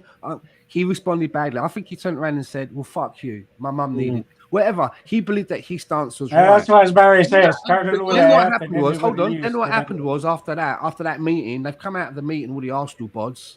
And they're like, well, that fucking didn't go well, did it? What the fuck we're going to do now? We've tried to dress him down, and he's basically gone like that. That's what happened, was it? The next day or 2 days later, he was stripped of the captaincy because of the response. So I think there was loggerheads. Do you know what I'm getting at? Like, he was disciplined. He responded badly. He was then stripped. And then was he disciplined in the correct way? Because of that NLD thing also. I don't know about that. He was dropped. There was no reason for Arteta to come out. See, most of the things our club is like they hide all the things. Like they're never transparent with us. But that they had to let us know that he's been disciplined. That's why he's on the bench. He's on the bench. He's not even on the squad today because he has come late today. Yeah, it's like Badly. He obviously responded badly. He's the captain. He's setting a bad example. Yep, go back a year to the North London Derby. It was during the time of like the NLD that he was dropped. There was no reason to make it so public. Already Arteta showed in that instance, and He didn't make it public though. The media knew before the game he was gone, so he had to But- respond. He didn't want to respond to it. He had to answer after the The media already knew before he went into his press conference. if See, you the remember. media knows everything. Media even knows now that he had gone to see his mother. He has his stance, and he is firm on it, right? So in the same way, he should have just said, "This is an internal matter." Whatever it is, There's there always- is there's no always a air way. to it. I don't There's think always I don't a way. think it anywhere along this that Mikel Arteta has unjustifiably thrown Aubameyang It's under not a about bus. that. It's about making the. It's about keeping your goal in mind. But it takes You know, two, right? sometimes It you have takes to- two to tango. Do you know what I mean? It's like if Yeah. if Aubameyang feels, and I'm just saying, if he in his mind feels that he wasn't disciplined correctly, that the things that they're saying we're not happy about, he thinks that he's got a justified reason. He's like, no, I'm not buying into this. He seems to me like a sort of the person that will dig his heels in. We've seen it at Dortmund, right? He don't. If he thinks he's in the right, he becomes a fucking martyr.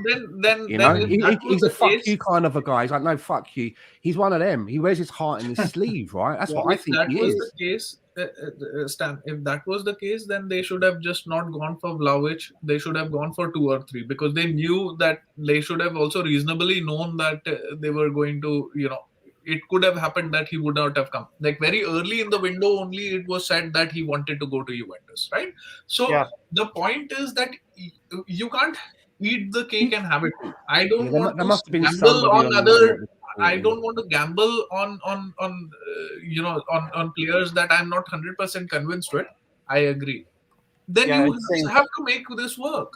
It seems like they had identified Vlahovic as the perfect fit, but he was not. We were not the perfect fit for him. Can I ask a question? He was, I guess because I want to catch Yes. it. And, Go ahead, Gary. I guess I have always been of the opinion that we're not ready for Champions League, and I've got the response has been, you know what? No, we have to be. So we need to be trying to get top 4.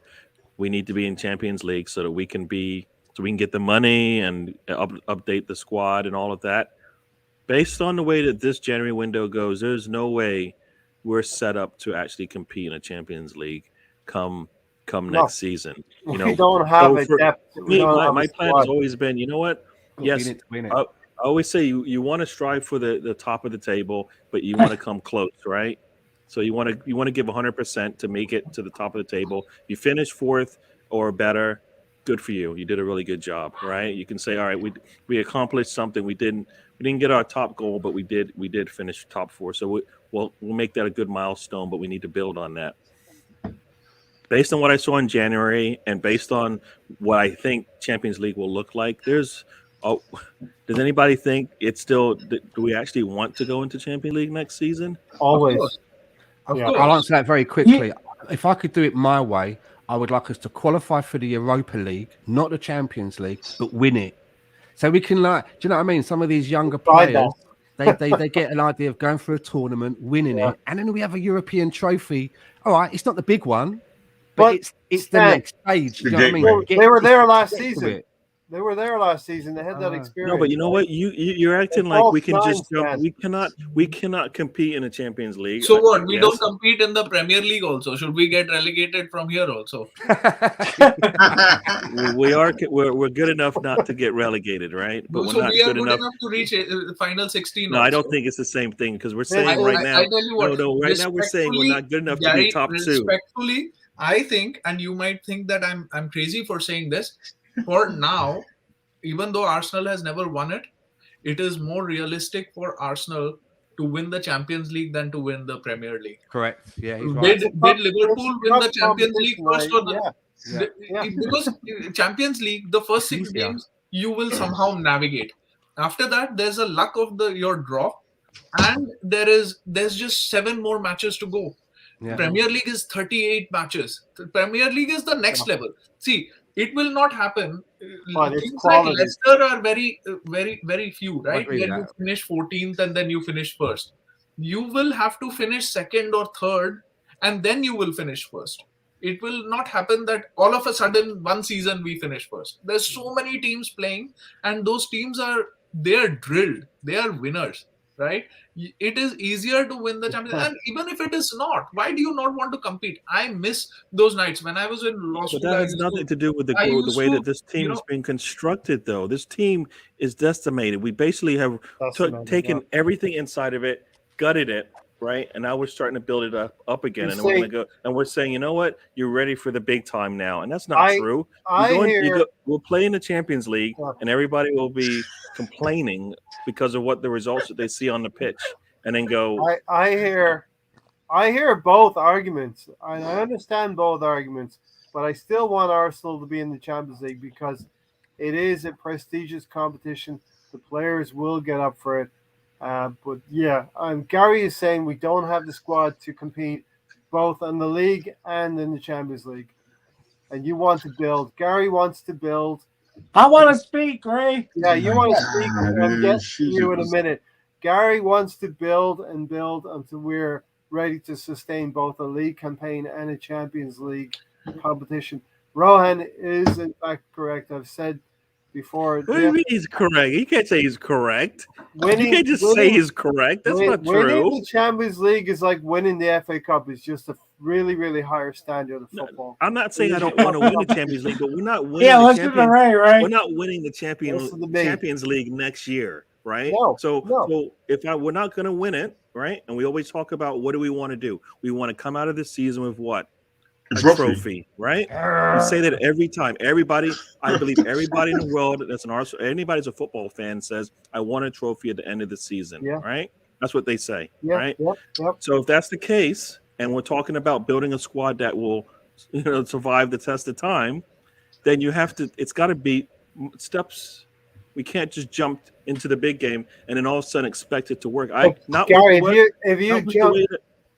if we get into the Champions League, you're going to attract better players as well. yeah, So the money. you can do that. But also I gotta go real quick, Rohan. Then I gotta go to Tony because he's been waiting. Go ahead, I Alonso. might have a heart attack Okay. by the time you get to me. Okay, so is right.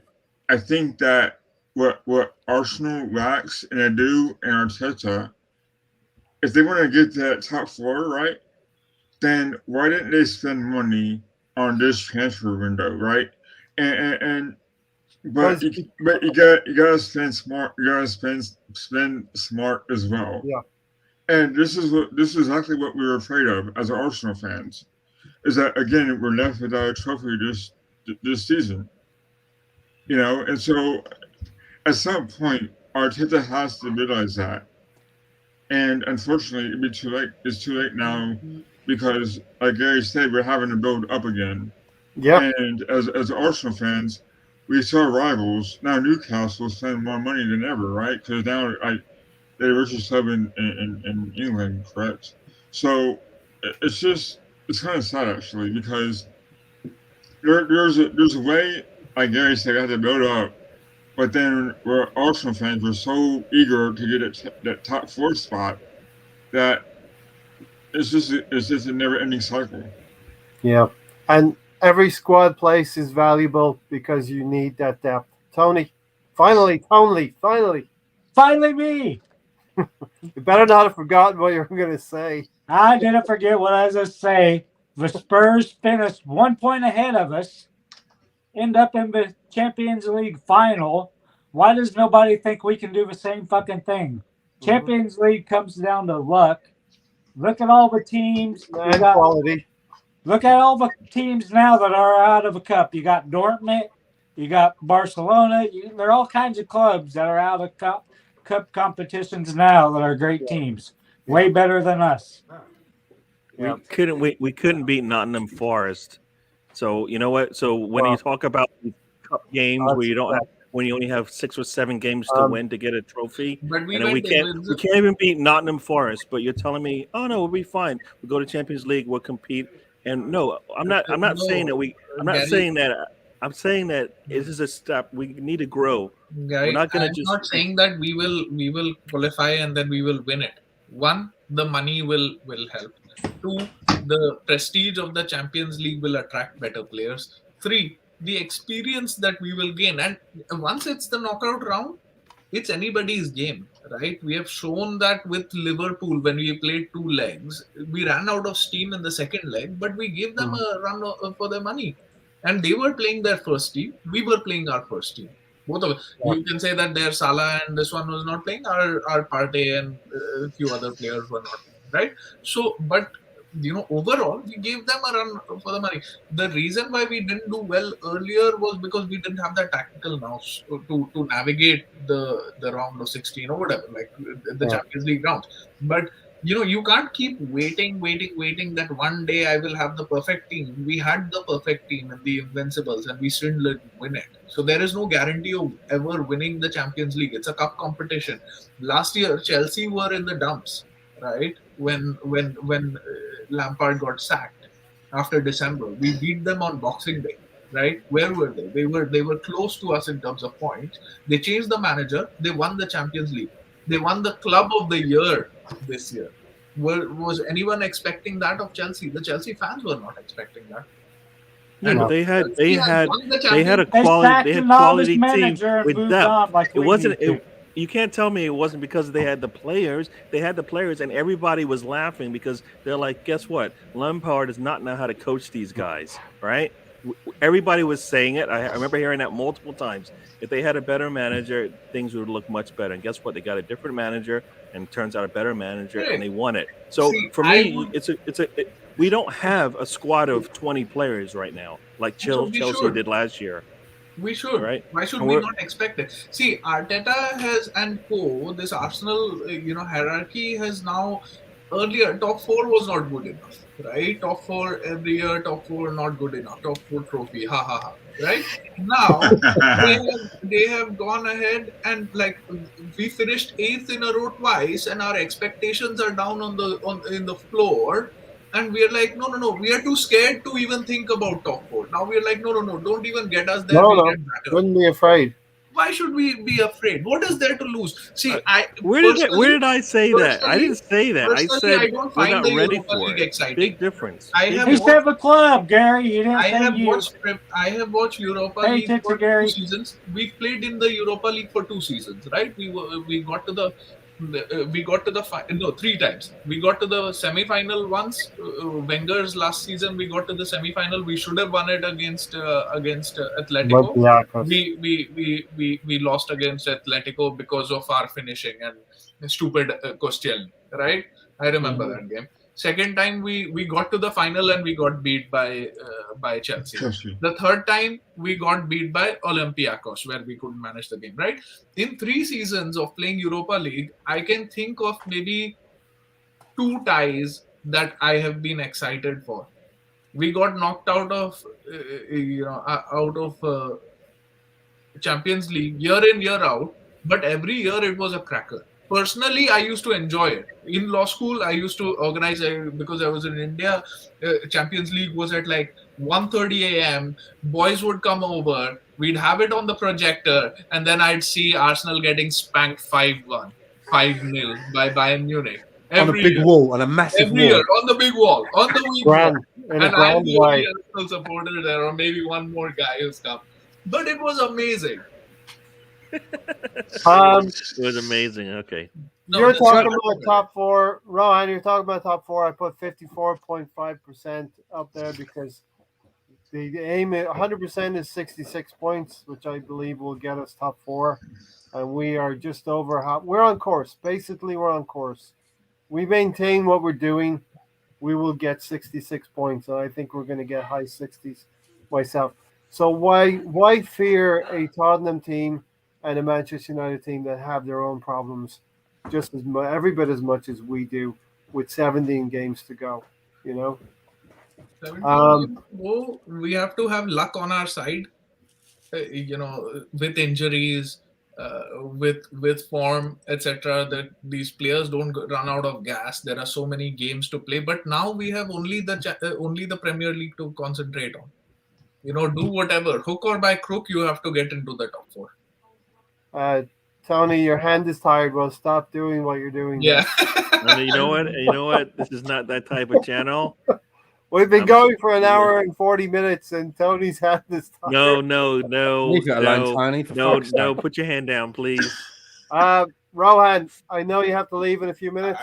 Mhm. Start, and I'll then share it around with the other guys here. But before you go, let me know what you think about the fans' trust in the club's plans, because we're at a crossroads here.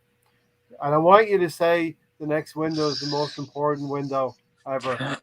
Absolutely. Don't leave a witness. It'll be the He's a make or lawyer. break. But these 17 matches will decide how we do in the window also, because it will decide if we finish in the if we finish again 7th, 8th, I would have lost all trust in Arteta. Okay, then I would not be concerned. Like, don't give him money, right? Now I am super surprised. Like, I was thinking, oh, after such a bad January, we've lost 4 out of 5 matches that we have played. We haven't won a match. We haven't scored a goal. Whatever, like this, that. Since the City game, we haven't scored. We've got knocked out by Nottingham Forest, etc. I thought that there is no chance in hell that we will not sign someone, but they have surprised me. Right? Like Arsenal, whenever I think that there is a low, they find like something like below that. So that's where we are. But these 17 games will decide where we go. See, realistically, even if top four, I am not saying that if we miss out on top four by 1 point, 2 points, then I'm going to still be as upset. I want to see us accruing points. I want to see us getting between 65 and 70 points, and then we'll see whether we make it or not. But yeah, if the club strategy is that I'm going to only sign players that I'm 100% sure of, I back it, because I've seen too many flops also in this, and us wasting that money also. So but the shelf life is 2 years. That's all we have given. So we can't afford to give Arteta another year of failing, etc., etc. If he doesn't get this team performing in the next 17 days, which is his team now, it's not somebody else. It's not Wenger's team. It's not Emery's team. It's his team. If he doesn't get it performing now, he's got Aubameyang out. He's got like all of these. If he doesn't get this team performing now, it's on him, and it's on Edu, and it's on whoever else. But right now, there's nothing else to do than trust the process. There you did. You said those words, trust the process, which triggers a lot of people, Rohan. You know that, right? Of course. Rohan, you're Triggers going to me, speak right? off? Or are you sticking around for a minute? No, I'm gonna be off. I'll probably listen to you guys, but I have some work to attend to. But it was super fun. The OG podcast, as my friend Chad also calls it. This is where my podcasting journey has started. And, What did you call it? The old G? The OG. The Original gangsters. Yeah, exactly. So yeah, and I'm happy to be back and to see everyone. We got the band back together, Rohan. No names in the chat, and all of you guys as well. Gary and Stan, I keep seeing, but Tony, Lonnie. I'm really sorry about that. I know. I know. It sounds like we should be like sorry. Good to see you, Rohan. It was good seeing you, Rohan. Bye-bye. Thanks, Rohan. See you again. Take care, mate. All right. So look, that was Rohan. He had a lot. That's to for say. return of Rohan. Give me more credit. He's tired of talking and seeing Gary and Stan. So yeah, we'll start off with Alonso. Rohan, we'll start off with Alonso and Tony. Just like that, So what was the Sorry, question? Gary. So how I feel about Arteta going forward? So basically, the fans trust in the club's plans. Okay, so we've not been a well-run club in the last 10, 15 years. And it's very, very slow for a lot of fans to start believing again. Some of us do. Some of us are believing. But Arteta will do things to make us think differently. So, trust in the club's plans. And do you agree that we shouldn't have been Panic FC? As Rohan said, we shouldn't have gone out. And we did the right thing by not panicking in this window. We didn't panic, but also we should have brought in some players that could help us. Unfortunately, that was not the case. However, Arteta believes in the team he has now, and maybe you'll see some positions players change positions, um, which I think could happen. But I think as far as the process goes, it's tough Shit. as a fan because you want the best out of your team. And I don't think Arteta has done that. I think that when you have players or distractions like he has, sure, you're gonna have some mishaps, but slowly but surely he's getting his team in. Unfortunately, it's just a bit too late. I think. His I think he's trying to pattern his situation with Pep Guardiola.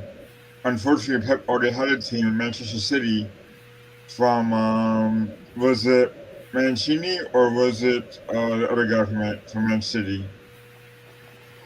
So Pep took over from who was that former West Ham manager that went in there? Pellegrini. Pellegrini, right? Pellegrini. Pellegrini So- always sounds like a sort of pasta to me. Pellegrini. I don't know. So Chicken Pellegrini. The Exorcist. He's like a priest on The Exorcist. I'm gonna have a Pellegrini with Marcella sauce, Dan. I'd like to order a chicken Pellegrini and that's what it reminds me of, garlic bread. So my point is like Pep already had a team already contending for titles, and so Arteta didn't have that luxury. So I think that he's trying to build his team up, but I think he's doing it about the wrong way. I think there needs to be more motivation, more aspirations from him, and unfortunately, what to do is hard to do. I think because I think Adu's part of the problem as well. Mm-hmm. Don Juan said, what really is worrying is the amount of money wasted on letting players leave on a free and subsidizing their wages. I'm hearing a lot of that tonight from the assembled players that that Arteta's making angry. Well, I countered that by saying I believe they've had it too easy, and by the time Arteta's trying to make them accountable for things, they don't like that. I don't think comfortable play. We have comfortable players on our books. Eddie and Ketty, we can't move for hell or high water. Yeah, but you know what? You can't say. Come on, Eddie Nketiah is actually a reason he should have been gone twice already, at least 3 times. They've Eddie's had He three didn't want to move. offers He's for playing him, it and clever. they won't get him out the door. But they will pay off Aubameyang. What? He's What? playing it clever. You could have paid off Nketiah in the summer and got a striker easily, right? Because And he's one of the players. when they didn't sign him, guess what is it? Did they get Edouard or Daka? I can't remember which team it was. But they ended up getting Edouard, right? We dropped 20, 40 million for Tammy Abrams or Patson Daka. We're not worried as much for the run-in. You know what I mean? What's a Patson Daka? Sounds like a card that my nan used to have. Patson, what's that? A Patson Daka? Cars, food. Hey, you're not making fun of people's names. Come on. I don't know think he's a what is Zambian- that? Zambian First I've player. ever heard of it. It says I don't know. It sounds like a Japanese Plays, car. Don Juan goes on to say, what's worrying is the amount of money wasted on letting players leave on a free and subsidizing wages. I think the last of the shitbag 6 are being swept aside, Don. Xhaka is the only one left. Yeah, and we have to start building the profile of the players that we've Only got one remains. last summer. That's part of the problem, right? Only one remains. Spelling, King Shitbag himself, Granit Xhaka. Shocker. The king of the shitbags. That's Pablo Ruiz moved on. Kolasinac. Arteta's on Chambers. on the hill of our. It's Ainsley interesting. Maitland-Niles. It's interesting that Pablo Mari's moved on. He was a left-footed centre back, and am I right in saying that this new geezer Austin Trusty is a left-footed centre back? Yep. Trusty, who I have seen play. Is Saliba left-footed or right-footed? Left. Saliba's left-footed, is he? I think so. I really think this is just the start of a relationship that's going to continue. A feeder club from Colorado Rapids. Yeah, we'll be buying wide receivers before you know it. Playing them on the wing. Come on, they cannot If you're gonna go out and get the best MLS players, get the best MLS players. You know what I mean? Yeah, and he's not one of the best. He's not up there, but hopefully he can develop. I mean, he is going to be But loaned out to a European that's club. the thing. You're no. We don't want to develop any players. No, we've done Chelsea, enough there of was that. We have enough of players that we need to develop right now. Yeah, Why that's do we right. bring Yeah, on more? tail end. You're right, Why do we Gary. need Yeah. to bring on more play? We have an academy for that, right? Let Good him go. point. Let it go from MLS to the academy. Let them That's develop probably where it. it should happen, right? If it's going to happen, but no, um, no, we need to bring in players that can play. That's spot on. We've got a load of kids in the Hale End that we're developing, and I think that Gary's right when he says that we need to bring in maybe another 10 more bods, somewhere between 8 and 10 for depth. But I definitely think that, 3 or 4 of them, they need to be a little bit mature now. We need to be bringing in, 3 or 4 players that are around the ages of somewhere between 25 to 29, that have played at more than one club, that maybe a player Yeah. that won something, maybe won a league in that country, that I can don't, I come don't into think this team, and say to these young guys, I know how you get through a season. I know how it's done. I've won things. Did you know what I mean? And he doesn't have to verbally say it. We want a couple of 2 or 3 players that these younger players can look towards and just learn those things, how to conduct themselves, how to pace themselves. Did you know what I mean? And there isn't Yeah. any of that. We've got young I players just- leading young players, and that's what worries me. I know exactly what you mean. I just don't think it's going to happen, Stan, because I think Arsenal are building a very, very young team, and But they're It going to. doesn't work. That's the problem. We have a young core already. We don't need to go young again. Next year, Gary, they'll be better. The year after that, they'll No, be they're not better going to be. again. They're 2-3 years from where that we want them to be. They are not. Next Ray, year you're is, assuming those players will still be at the club. and yeah, and actually that's the other part to it. Their contracts are what 2 years or less. Guess what? If they decide they don't want to sign, because like I told you, if I'm their agent, I'm not telling them to sign right now. Especially if Klopp's talking about you. If Pep's talking about you, if they're talking about you, guess what? Nah. You know what? Sorry, you wait. Devil's advocate, because you mentioned that a little bit earlier, and Gary's right in that if we don't progress sooner rather than later, we can lose some of our younger gems. Yeah. My only little thing is when ESR and Saka got the contracts that they got what I thought, and I always said to myself, it's not this contract, it's the next one, because if they make themselves permanent in the team and they show you what they can do, you got to talk big money now. Yeah. Right? What are they on now? About 30 grand a week, right? 30 to 40. I think Saka's on 40. Eddie's on 40, and I think that's the higher end with some of our younger ones, right? Eddie's So that on next- 70, Stan. No, From Eddie's on 40. He earns about 2.3 million a year. Chambers was on 52. Martinelli makes the most, I think, of the young core young that we core. have. So that next contract, they've established themselves. They've shown that there's there was no bad judgment there, that they're going to go all the way. So the next contract now, you're looking at least 100, right? At least, I would say, to make it comparable, because you've got to make them seem happy to what other people are getting. I think that we may have a chance of a next contract because they're Arsenal boys. They didn't come from somewhere. But Gary is right. There is always a danger that by the time that next contract comes rolling around, we're not in Europe. They look at the squad and they think to themselves, I don't see that we've improved to get into Europe, even though I'm playing out of my skin. Jurgen Klopp's lifting his skirt up. They're in the fucking semi-finals again of the Champions League. They're getting through to, cup finals. They are football players at the end of the day, and you want to do the best. They're going to want trophies. So it's a worry. Stan, I believe we've set the table to start improving the contracts for Saka, Emile Smith-Rowe, Martinelli, all of those.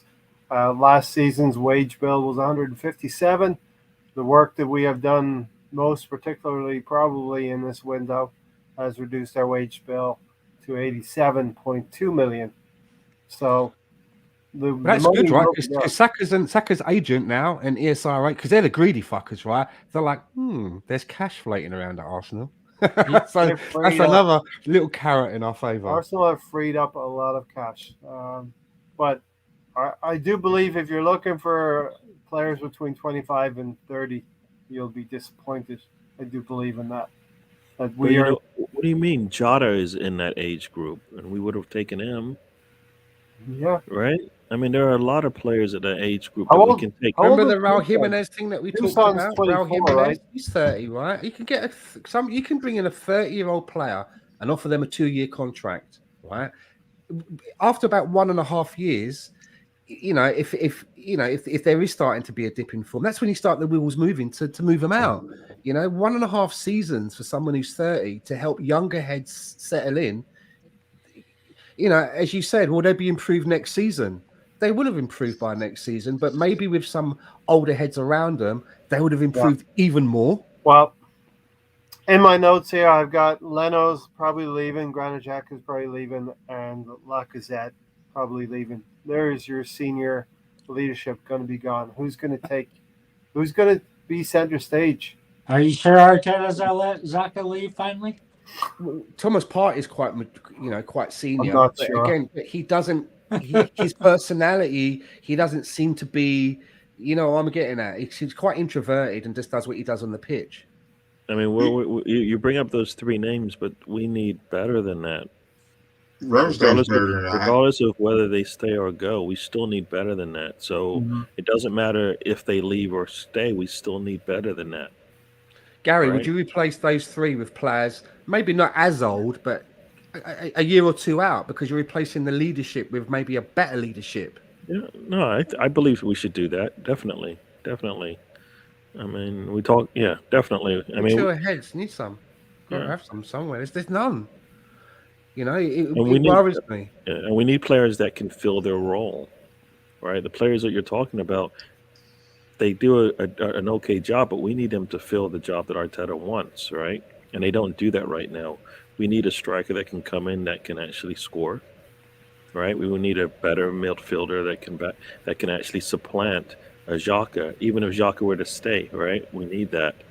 Leno he's been really good, but he's a starting goalkeeper, and we need to get some value. We need to get some value back from him.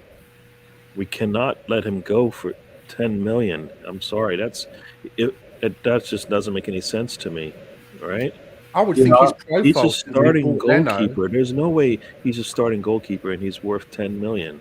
That's It's, just doesn't. I would say since we've had Leno, his profile as a footballer must have gone up. He's had some good performances for Arsenal. So why would we, spend 24 million euros or whatever it was on him and then sell him for 10, like Gary says? His profile hasn't dipped. We should be able to get 20 million euros for him, a push. Why not? He's a German second or third place string international keeper. Yeah. We're at the point where we have to start recouping some cash and start being better. Liverpool do a great job of this. Jack Mack, why are you still awake, Jack? But if you are, great to see you. Evening, gents. Crazy window from the Gunners. Oba, happy it's over with him soon as he signed that deal. He down tools having players who went to play for a club with rich history as the Gunners that want to play for a club with a rich history. So I did a podcast about a year ago with Jack and Dave, and they talked about how Liverpool had to be foot perfect pretty much to be able to compete with Manchester City. And that's the situation we're in. We have to be kind of foot perfect. And, Stan has said he's happy. We didn't turn into Panic FC. Rohan has said that. And maybe that's the right choice at the end of the day, but it will be it will come out in the mix, Tony. We've weakened, Ray. We're not going to finish top 4. Likely not going to finish top 6. The depth has went down. We let 4 players go. Didn't bring anybody in. We're already thin. We got 17 senior players. Not enough. How old is Rui? Sorry, I thought you'd finished, Tony. My apologies. No, go ahead. I was going to say, how old is Ruben Neves? again, I'm just looking at Yeah, the He's slow 24, pass. right? Or 26. 29, I think. Okay, okay. I mean, that's Nieves, isn't it? I don't think so. he's someone that's he plays in the Premier League, for a while. He's a solid player. Again, that's somebody that would help younger players, right? Someone like that. That kind of a profile. He's not a dud. He's not going to be fucking He's shitting within 6 24. months' He'll be time, is he? 25 and he'll be 25 in a couple of weeks. Yeah. There you Oh, go. so basically, it'd be 25.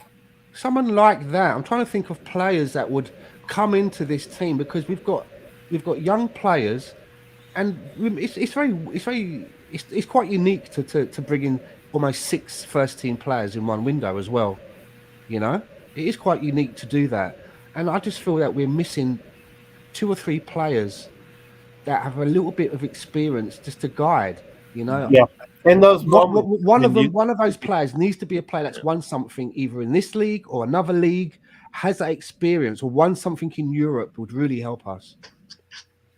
Gary. I mean, right now we should just do it like Neves and Jimenez, get both of them, package deal, and then move on that'd be get the great, Gary. striker I and get a young striker in there, and then move on.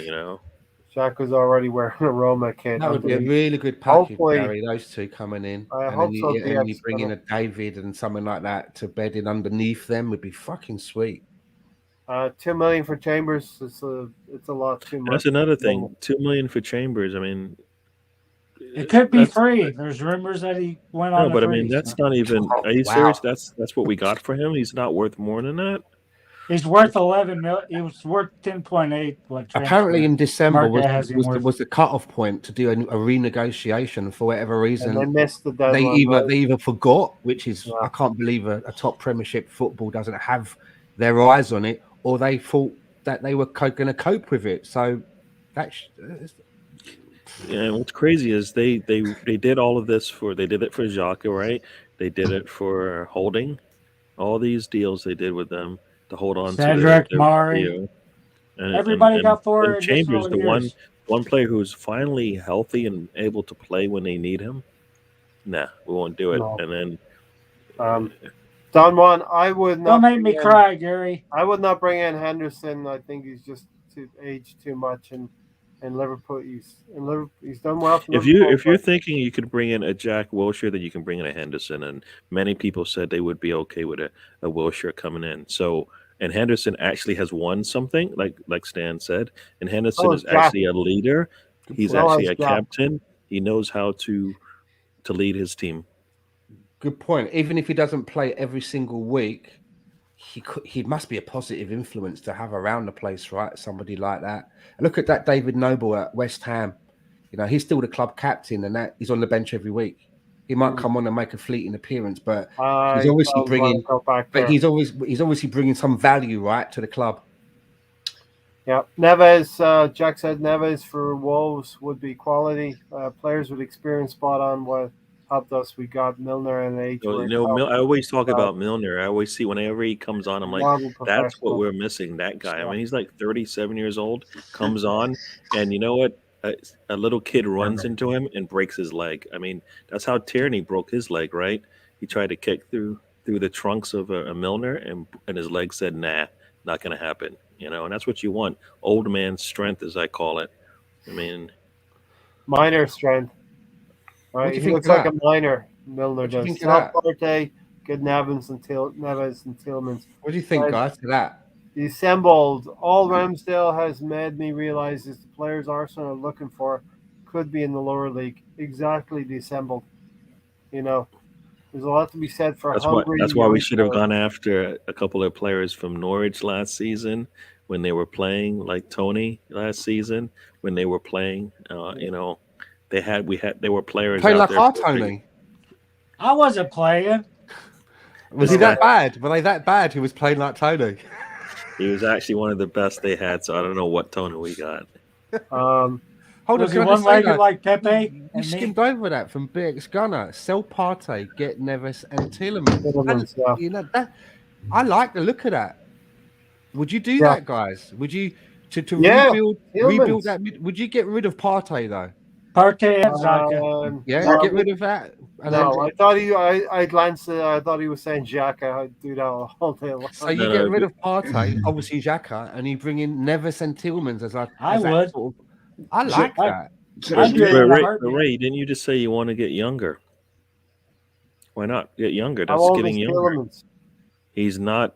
He's like 24, 20, maybe 22, right? Yeah, and they got I'm Neves. talking Neves about in there. younger than 25 to 30. I'd like That's that. what I'm talking. We're going to stay younger than 25 to 30. I don't think we're going to sign anyone 25. Tielemans plays. Where does he play? Midfield for Leicester. I'm not looking at that and thinking, oh no, we must keep Partey at all costs. He hasn't done that for me to be. I'm not feeding. You know what I mean?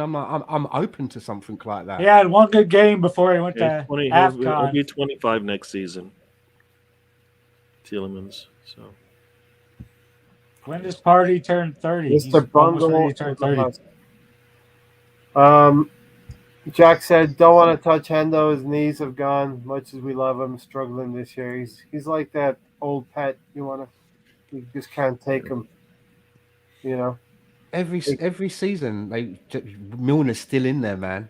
He's like That That's is the type of professional you will never, made for him. probably never see. They don't make them right. He's going to outlive us all, mate. Like when cockroaches survive nuclear bombs, Milner will be still running around, man. All the buildings will be rubble, and Milner's like, I need to buy some eggs. Where's the shops?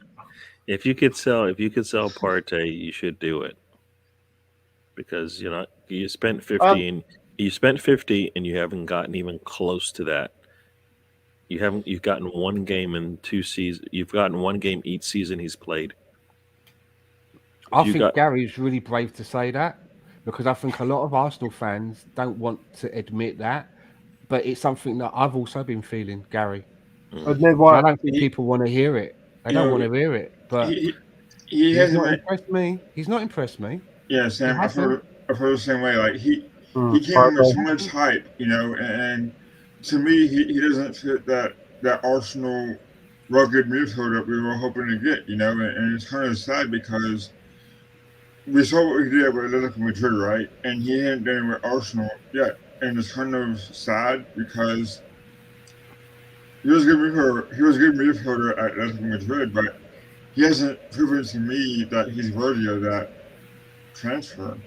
I look at Partey and I think to myself, come back, Lucas Torreira. Where are you? I do. Yeah. I don't know what it is. Yeah, I do. There's a good thing to segue to. If we're going to bring back 3, how many loan players do you think we'll recall?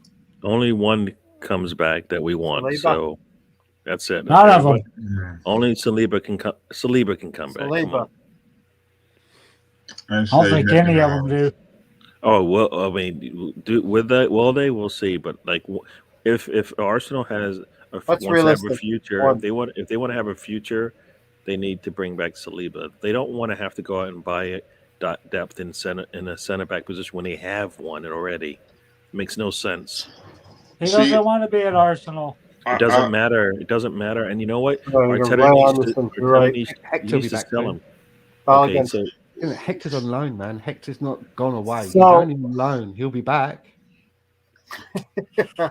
Okay, they're not gone. So some players they're away. We don't think about them. I keep forgetting Reece Nelson's an Arsenal player. I'm like, oh yeah, Reece Nelson. What's happening? How many Stan, players I'm trying not to cry, please. Okay, so we got Saliba and we got Balogun. He's just away, Gary. He's coming back. I believe Balogun will come back as well. Balogun helped assist the goal for Middlesbrough. Yeah. He's got to come back, man. But you know what, Balogun? Once again, we don't need younger players unless they are Saka level, which we don't have. Gary, you were saying that Balogun was next 16 at Arsenal, man.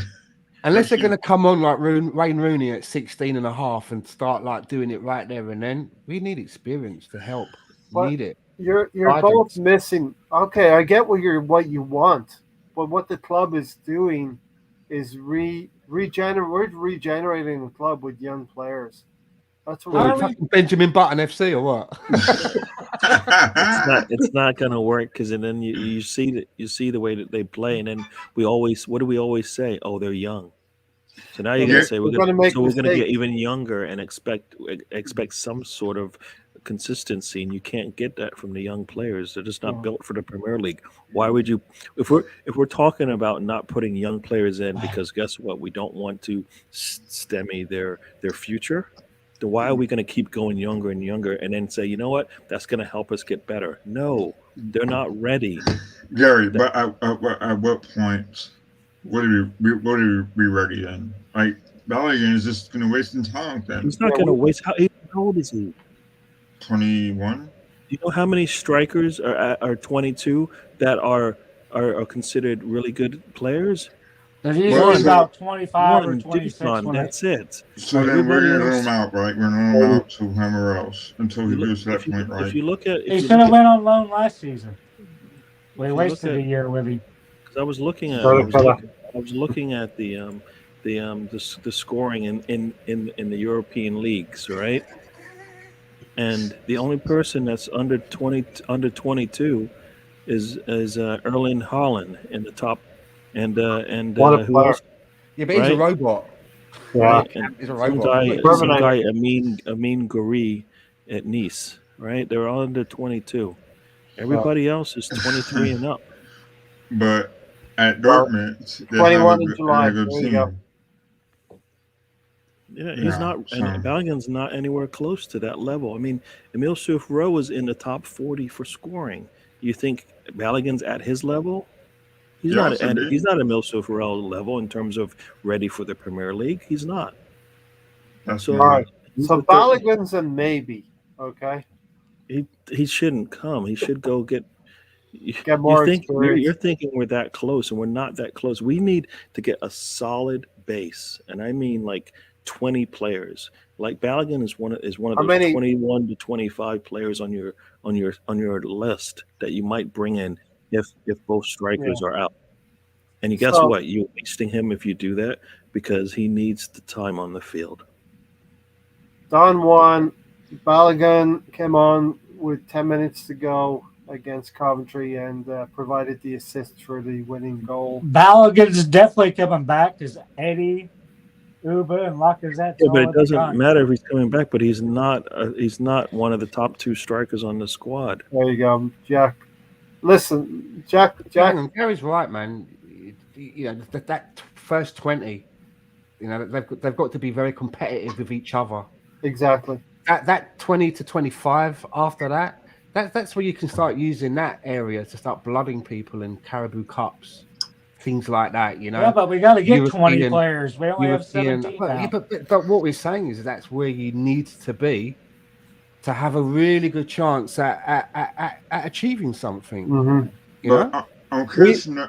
I'm curious to know. we got a good first nine. We've all kind of agreed. We that there's a good cannot first sustain. nine, right? We cannot sustain Ah.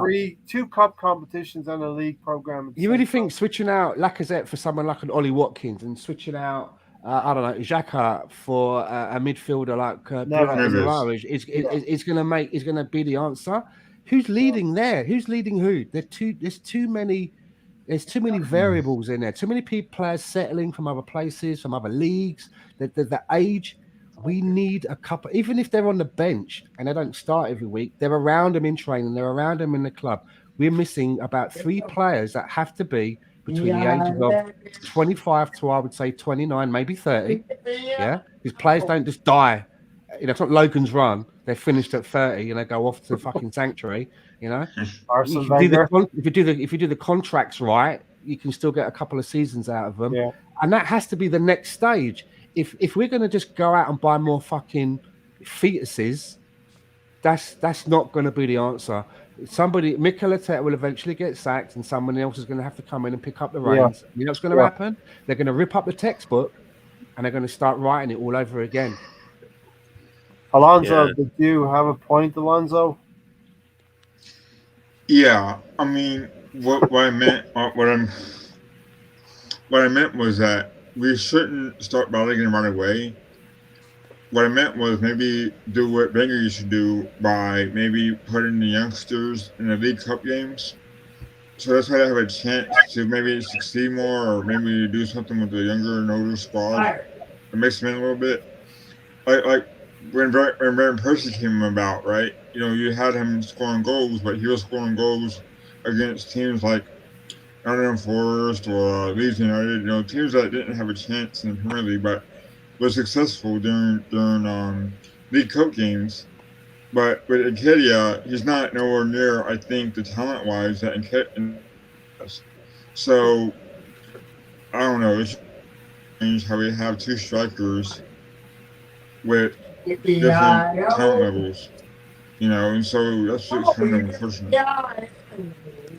But the realization is that Arteta doesn't do that, right?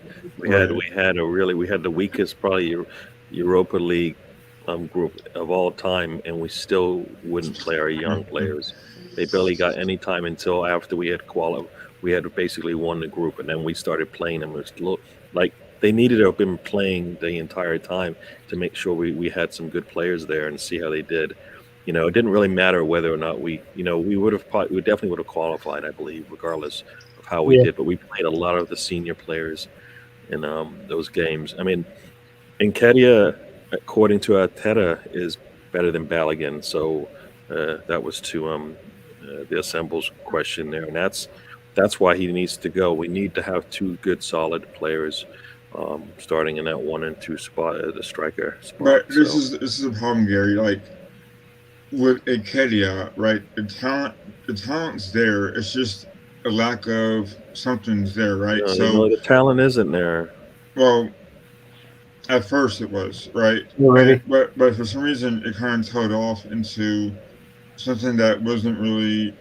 He doesn't know how to focus. He doesn't know how to put the ball in the net. Plain and simple, right? So it's just kind of frustrating as a fan because you want our players to succeed no matter who they are, and I think that Arteta kind of, I don't know. It's just frustrating to watch, man. It really is. Yeah. Oh, hi there to Lolo. Who just came back from his show. Yeah, Yet and he's again. had 4 beers, and you can see it in his writing here. He's slurring his letters. Hey, well, what are the stats on Nketiah anyway?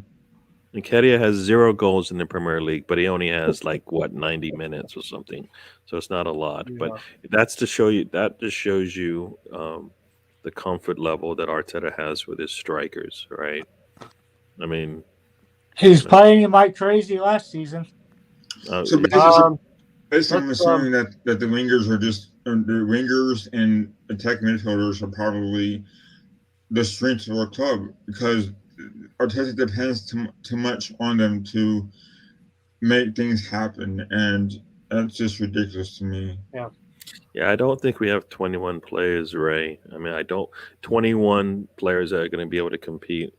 no, but Um, listen. Here's the exercise, Gary.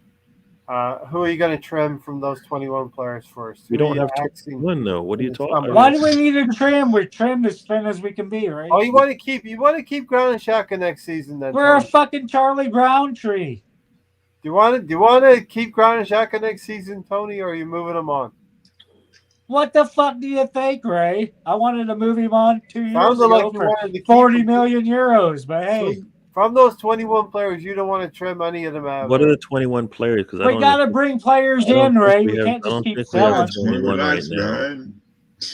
I don't think we have 21 right We're a now. Charlie Brown tree right now. And Tony wants to keep Granit Xhaka.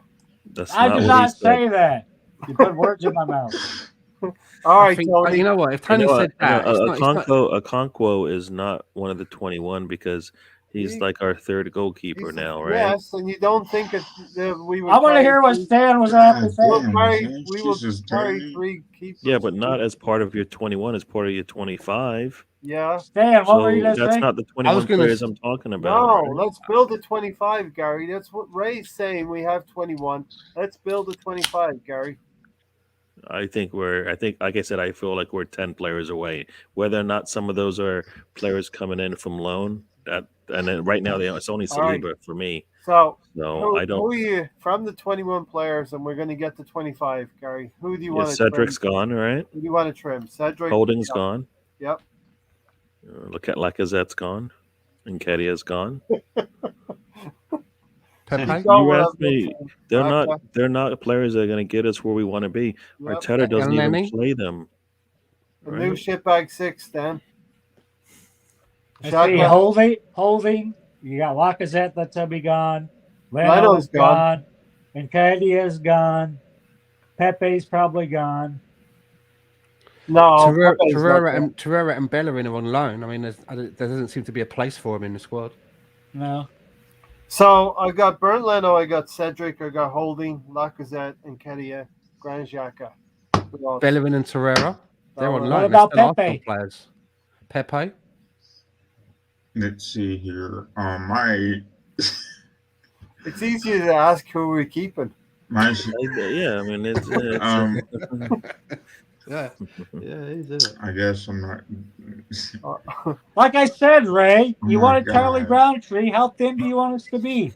I wanted an office tree. That's bushy and wide, and it's got girth. We don't have that. We have the Charlie Browntree. I don't think Holding's going to go there. I'm sure that the club's going to want to have, when Saliba Yeah, comes in, yeah. you want at least 4 centre backs, don't you, at your disposal? Yeah. And We let's got say, just 3 right now, but Well, let's if say you got- you're losing. Well, we forgot Mavropanos too. Let's say you're losing. Oh, yeah, Lacazette, Mavropanos. Xhaka, and Leno. Who? Mavropanos. He's on Oh, loan, no. isn't he? We've not No, sold he's him. Just not. have we? Stalingrad, right? Just he's not. Even, Stalingrad? he's not listed on here, so I thought he's gone. No, he's Was gone that, out. was that a sale, was it? I thought he was still on loan. That's it, Stuttgart. I thought we Those- closed out some deals, so maybe No, I'm wrong. wouldn't. but- So I think it was a Hey, how about my 6? his was a weird option obligation to buy thing where there's like little deals. If this happens, then they have to buy them. It's very long, fucked up If the deal. sun rises Yeah. and the certain stars are aligned, then there's Pretty much, Stan. they get It's money a for him. it's a long deal. That's 7. That's 7 of our 21 players right How there. about me? So- If you didn't ask me, So that's 14 players that we 14. have that we want to keep, and right now what's the 2 of those are goalkeepers, right? Turner's coming in. Yeah, so that pushes it. Yeah. No, I just Who's think- buying me a Turner kit? see, Who's those buying me are a Turner those are kit? 7 players that are going to be gone. We need to replace them, plus improve our depth. I think Lonnie wants to add someone to the list. Go ahead. Yeah. I would take off Xhaka, Eddie, Lacazette, Cedric, Cedric, yep. Mm-hmm. Leno, Bernd Leno, he's gone. He No. wants to go, doesn't he? Head Turner's coming in. Got to put Leno in there. I think Pepe wants to stay for some reason. I would keep. What, you think Leno wants to stay? Did you say? No, Pepe wants Oh. to stay. Yeah, Pepe and- likes the underfloor heating in the dressing rooms. And That's the Bellerin. thing. I think Arteta might not. Bellerin. He likes your shower heads, Stan. We got Bellerin. Good water pressure in those shower heads. I think Bellerin's gonna leave too. Do we still have the receipt for Pepe? We could get that 72 million back. I think Don's fucking Raul Salieni might have taken that receipt with him.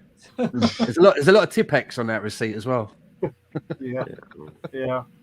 I think we should maybe round it out pretty soon here. I But was we gonna are- to answer the Ray's last question there. I mean, if Partey were to leave and they were able to get 2 midfielders in, then so be it. But I mean, are you getting your money's worth from him? You know, Pepe. no, Partey and Oh. Pepe. If you want to go both of them, I Partey. mean, they both have been underwhelming and underperforming and just not reliable, at least for Arteta, whether or not he wants to play them or whether or not they're injured. I mean, How long is Partey's contract with us for?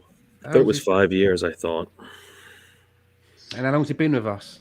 I think they're going to give him this more will be time. his second year. Second season. I don't year, think right? he's going to go anywhere soon. Yeah. See, as part of the problem, like Arteta plays him alongside Xhaka, and Xhaka is gonna make any partner worse. So it's like, you know, right? I mean, Don't pull your punches. I know exactly. I mean, he's basically. so why not put the Congo in? because he I seems to be forgot having all like about a Sambi. And the whole evening until you mentioned, I was like, oh yeah, Sambi Lakonga. Yeah, but Zombies once again, he's a project, right? It's One of not the good ones. he's not ready yet, and this is where you get Zombie, you get Savage. They're good for backups, but they aren't. but They're not going it's to come in and Yo! who is that guy? Lolo! You've made it to the Why is he on circle. here? How many And, beers are you into I now, got the Lolo? link for a backstage pass, but you know, he just pushed him. He's New York. He just pushed himself to the front. Fucking bullies, Brooklyn. man, bullies. Typical New No, York. I was about to type in, yo, right, what the fuck, man? Let's go to extra time. Let's go to extra time. You know. just want But you sent the link, so I clicked it. That Lakonga thing though, right? When people say he's not ready, right? He's not ready. He played in the Belgium league. All right, it's not the Premier League, but he played every week. He was the captain of Anderlecht, so he had responsibilities. You know, there were duties that you do as a captain. You know, irrespective of the league. So again, when Charlie Patino came on in that game, was it Nottingham Forest, Sunderland. right? Forest. Sunderland. Yeah, Forest, right? What league is Forest, Forest? yeah. What league is Forest in? League Championship. 2, right? Isn't it Right. League 2? Is it Championship. League 2? Is it a championship? Is okay. Mhm. So when people say he's not ready, then what do you do with Charlie Patino? If he's not ready to play against a championship team, does that mean that we can't send him out on loan into a championship team? You put a if- young I player in understand a it, bad situation. But I understand it if you're saying that we were playing against the Premier League in a cup game, even though it might have been a lower league, a lower team in the Premier League. But when people are going, well, he's not ready, well, then what are you going to do? Keep him in the under 23s? Because if we were playing against Nottingham Forest, where are we going to send him on loan? A league below that? Championship. Is that going to help him? If he's not ready to play against Nottingham Forest, then there's a lot of development, and he has to stay as a youth player then for some more time. Scan, what player in Nottingham Forest was ready to play Nottingham Forest for Arsenal? Correct. And they're all a lot older and a lot more experienced than him. Nottingham Forest was a classic example of every player turning up. Stan, your cat's back. Every player turning up. That is then that expecting- Patino's not really as good as you would. Jesus He's not as good as you would think. Then Patino's not as good as you would actually think. Then because you look at somebody like Wayne Rooney. How old was he when he made his debut for Everton in the Premier League against us? 16. And he was ready. He stayed in the team. So I'm going to use that as a comparison. Then Charlie Patino is really well off the level. Well off the level. He's older than Wayne Rooney, right? As Gary's right in saying our team was not prepared to play. All of our players turned up. We expected everyone else to perform on the day, and they took the day off on the day, and we didn't get a performance at all. It was so bad, Arteta had to do something. He had to embarrass Tavares by taking him off. It was so bad. Lolo, what's your thoughts on the window we just had? The January we just had. Oh, We did had you a window? not see my music video? Good guy. That was good. Did you not see my fucking music video? That was the best come thing on. to come out of the transfer window. Was if you've not seen it, right, go to his channel, right, and look at this song that he did. Man's hitting Yes, high sir. notes. Man's hitting high notes, mate. Telling you, that's the best thing to come out from the Arsenal transfer window. Was that Brought a song? tear to my eye. Brought a Yo, tear to my eye. Stan, you don't understand how much that means to me hearing that because I see all the shit that you Big up your and bad Gary self, all the mate. time. Big up but- your bad but- self, man. I That's was good sitting shit. there That's going good like, shit. I was sitting there going like, I kept recording the chorus and I was like, I hate it. What I need is like, I need an old school, It's big good fun. old like cigarette smoking like black lady to just belt this shit out. It's good shit, And man. I don't have that. So I was like, here, let me try. And I was like, yeah, nailed it. Let's go. Window's closing. I gotta get this fucking video out. If no one knows what we're talking about, right? This guy here, right, on his channel, he's done a couple of these like little songs. Do you know what I mean? Yeah, and, yeah. and they are good, but the last one's Drop called the link in the the Windows- Lolo, the drop the Windows link in the closed. chat. It's a music video. It's called the Windows Closed. If you haven't seen it after the show, it's the best thing that's come out of Arsenal's transfer window for me. Yeah, you know what? Well, that's I'll pretty put it right sad, here. isn't Let me it? So- let me try and figure out how the fuck to get back on here. It's good fun. Yeah, Good fun. There you go. There's the link. But yeah, essentially the whole idea of that video was the window's closed. Who did we sign? Nobody knows. What the fuck happened? We had a bunch of people in line, all like I wish. A lot of people give me stick for being like a secret fan of Leeds United. However, Leeds United, Marcelo Bielsa said at the beginning of the transfer window, he said, "I believe we have everyone we need, so we're not going to sign anybody." So they all got to chill the fuck out. Like if our whole entire plan was to not sign anyone, then let us know. Just say, we're not signing anybody, guys. We think we have it. Then give us 3 weeks to bitch about how we think you're wrong. But they're going to do whatever they want anyway. So I'm like, I'm torn here because I am happy that we didn't go out and splurge 70 fucking million pounds or anything on somebody who doesn't really want to be here. To me, we're the best club in the world. If we have to convince you to come to Arsenal, you can fuck off. Sorry guys, I've been having drinks. But we like if we have to convince you, fuck you. The reason we are so hyped on Nuno Tavares, on fucking Tomiyasu. That's 3, man. That's your quota. I'm joking. if My mum if watches we're this. I'm joking. if we're so hyped on these guys, you know why? How many we're hyped fucks on do them? you give?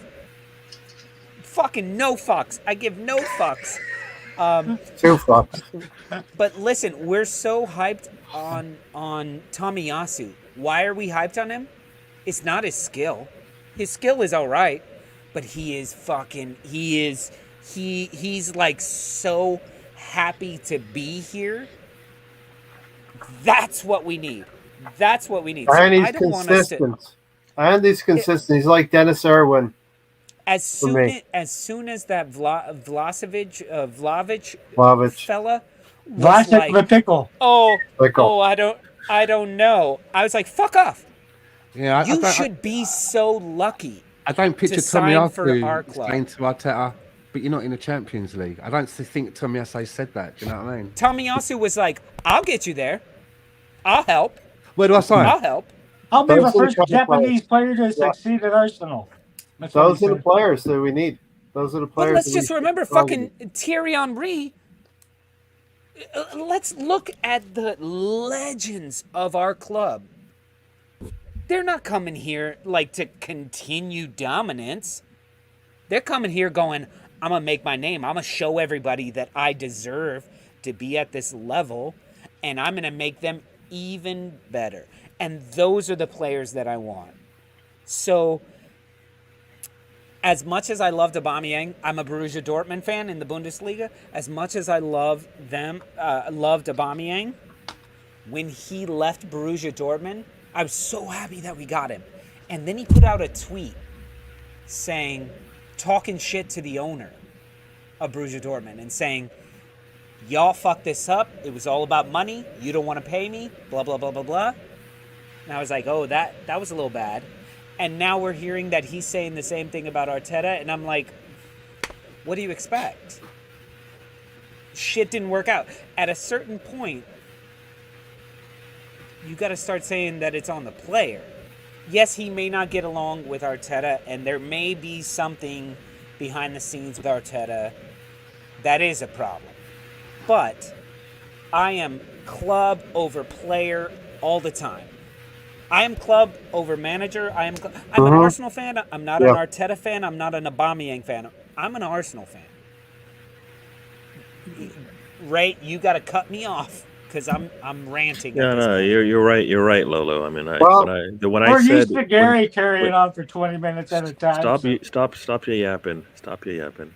Thank you. When there was Arteta, when there was Arteta, He was telling me to stop yakking, not you, Lolo. So Lolo, do I have permission to play your Windows closed here? Play it. Let's do it. All right. I have the know-how. It's so silly. I Are you love it. sure you got to figure it out, Ray? I You always got it fuck it kind up. of. I'm not as slick as everyone else, but I've kind Are of. you playing the Thank tune? you, Ray Anderson. Thank you, Ray Here we go. Anderson. Yeah, play it, man. Let's see if Ray does it without fucking up. All right, shout out then, Tony. Shut up, Tony. He's got to get it fucking going first, man. Oh, you Oh, got me- ads, man. Right, can you mute him? Don't Fucking skip the hell, Ray, ad. mute It him now. pays us. Meet Tony. Ah, I'm gonna skip the ad. I'm Yeah, sorry. skip it. Yo, Mark, I'll be right out. You can't hear me. The window's closed. That's the best part. Window's closed.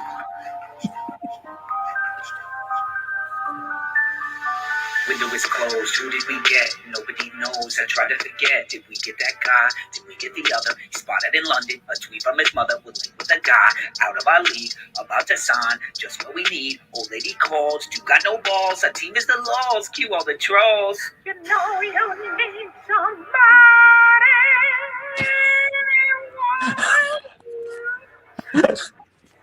How was that not the best part, Gary?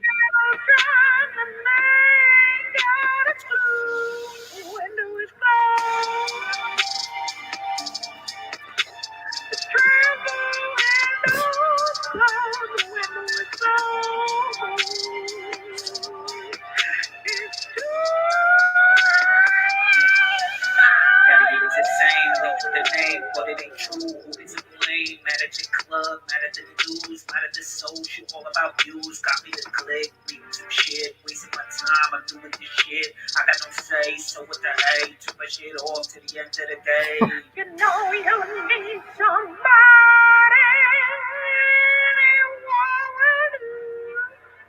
but your blood is run by children, and they got a clue. The window is closed.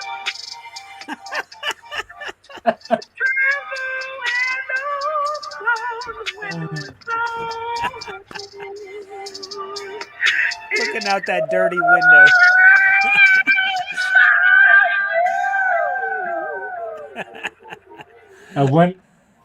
A window needs a little Windex there, Lolo. Lolo. Did you pull a muscle or anything? When Now you hit what those the high fuck notes? are we watching, Ray? What is that? The next one. Stop. Okay, Ray, just shut. What are you doing? We don't. Yo, I'll get you Director John on your show. He'll direct all your shit for you. What are you doing, Ray? There we go. Back to normal. Dr. John's good. Dr. John's good. I'm bad. Okay, that was very good, Lolo. Yes. I Thank enjoyed you. that. No, that was essentially my sentiment of like, fuck it. Your club's run by children. We don't. They want to play these fucking games. Just tell us. We think we have what we need. Relax. Yeah, the chorus is cringe. Yeah. And so is the transfer window. Yeah. So is true. our club at You're times. Just reflecting. It's fucking Assemble. meta. He does do it. I can't remember, to be honest, but we miss his passing when he doesn't play. Yeah. Arabic subtitles. I don't know how they got in there. But there you go. Because we have all the different. I translated into like 12 different languages. That was just the first one. So you have to change it to. Lolo, you know what, man? Listen, want you hit them highlights like me and my missus when we're knocking boots, but that's another conversation. Well, no, I recorded you guys. Going, and she's like, "The window is closed, Stan." I like it, man. I It's said, good. "Thank you." So that satisfied Good. Stan I for love another that, man. I think 24 it's hours. excellent. He's safe for another 24 That's what a kebab sounds like. But you know what, Stan? I appreciate what you're saying because, like, It's good fun. for all the people saying that shit is cringe, you wouldn't Good try fun. that. You Good wouldn't fun. try that, and I fucking Yeah. I mean? why not? Ken, It's not, stop It supposed, was talking what about- was it's needed. not, it's not supposed to be like Liverpool winning a supporter. Grammy, right? It's fun entertainment. You know what I'm saying? Mariah Carey, eat your Exactly. heart out. Okay, so Lolo, would you have wanted to be Panic FC this window? Is that what they're calling it? No. That's what I was saying. Is I'm actually glad that we didn't waste our money. Okay. That shit could On- be misinterpreted, what you just said there, what your song. Yeah. Well, I left it sort of open ended because I did record it before the window had actually closed. So Oh, so you just that's why gets the whole worse. It the gets whole worse. first line is the window is closed. Who do we sign? Nobody knows. Like nobody fucking knows. Who the fuck did we sign? I don't know. We signed some dude from Rapid City or something. Like what the fuck is Rapid City? Austin Trusty. Yeah. Austin Trusty. Okay. I But can see a fairy tale ending to this Austin Trusty thing. Like it's like 3 Yeah, seasons right? on. Do you know what I mean? And it's a corner in the Champions League final. He was the I mean, one against Stan. Real Madrid. It's like 0-0. And in the 92nd minute, He gets a comes fucking in, header. and Austin Trusty rises like a salmon and heads it in at the near post. You know what I mean? He was- You're like, what the Stan, fuck? Do you know what I He mean? was the chosen one. He was the chosen one. It was meant to happen. It's like Damien Thorne in the Omen trilogy. I'm going to drop the link if anyone wants to come in and say hello to us for the real backstage pass. How can we do it when there's 6 of us? Yeah, right? and bring your money, right? It's 20 bucks you for can have a 10. glossy signed A4. Only Brooklyn people can gate crash. All right, Jack. all Thanks I did for- was thanks for click the joining us. link. Yeah. Cheers, Jack. And fellas, Nice one. by the way, Shout out to if Dave, any man. of you Shout guys, out to Dave. Matt, if any thank- of you guys want to join us tomorrow night for happy hour, just let me know, Oh, and yeah, I'll hook okay, you that's up. I'll give you guys the link. I'm not gonna give it to everybody, but you guys. Oh, we y'all feel are exclusive all here. What about Y'all are Russians? all right. Do you give them to Russians as well? right. No, The leader of the no, entourage? Russians take them. Russians already have the links. You hear that, Tony? You've already got it, Tony. I don't think it's in my Twitter. Dan. He didn't get It's it. quite, though. it's, quite, it's quite ironic because in the real scheme of things, Tony's not rushing to get anywhere. No, he's not Russian. Get that? At Good all. one there. Yo, BX Gunner, love BX man. I'm hopping BX, along. You know what? Stan. BX Gunner was the very first person to buy an On the Stoop with Lolo hat. I didn't even know there was merch. I don't know if you guys There's know merch? that. Oh, Man there's has tons merch. of merch. We have a website. We have merch. Okay. We have everything you want. Do you take any crypto? My We do. baseball cap must have got Hey, lost in the crypto. post then. We take crypto. We just don't give anything for it. So you can give it all you want. You need We to just speak don't to give you Brownie, anything man. for it. Brownie's got the crypto wallets, man. He's got it Crypto with cornered. Brownie. He's got it quartered. All right. He's got shit coin. Listen, Shitcoin. shit coin. Gary, Yes, sir. they said we couldn't come up with any content in this window. Who said that? They said. Shitcoin. They Who's said they? we couldn't. They said we couldn't I've done talk like for 2 hours 12 and shows 45 in the minutes. fucking in the window. You What can did talk they about talk anything. This is Who's Arsenal. they? We have enough Who's content they, coming Ray? out. It's always Every day give we us- have something new. It's never a dull day in the Arsenal universe, man. They always always- give us something. They Uh, always give us something. Is it Okay. like this Gary's for other taken the teams, last you 2 think? Mondays Do you think off. like, like supporters of other teams, is it like this for them?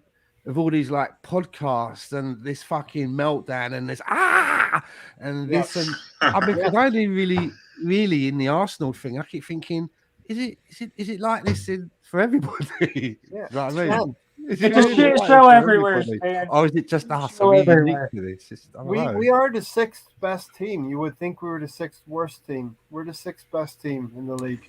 Hey, Did you guys see imagine, that? imagine being a Tottenham supporter. No, I can't imagine God. that. Can't Not imagine. at all. But Not at all. did you guys see the list that came out of the most passionate fans? We did a show about it last night. No. Most passionate fans. Arsenal were number 5. How's it measured? Like with a microphone at the ground, like the higher the. How do you measure that? Is it The social applause. media? No idea. Social media. But- It must be social media. But be, innit?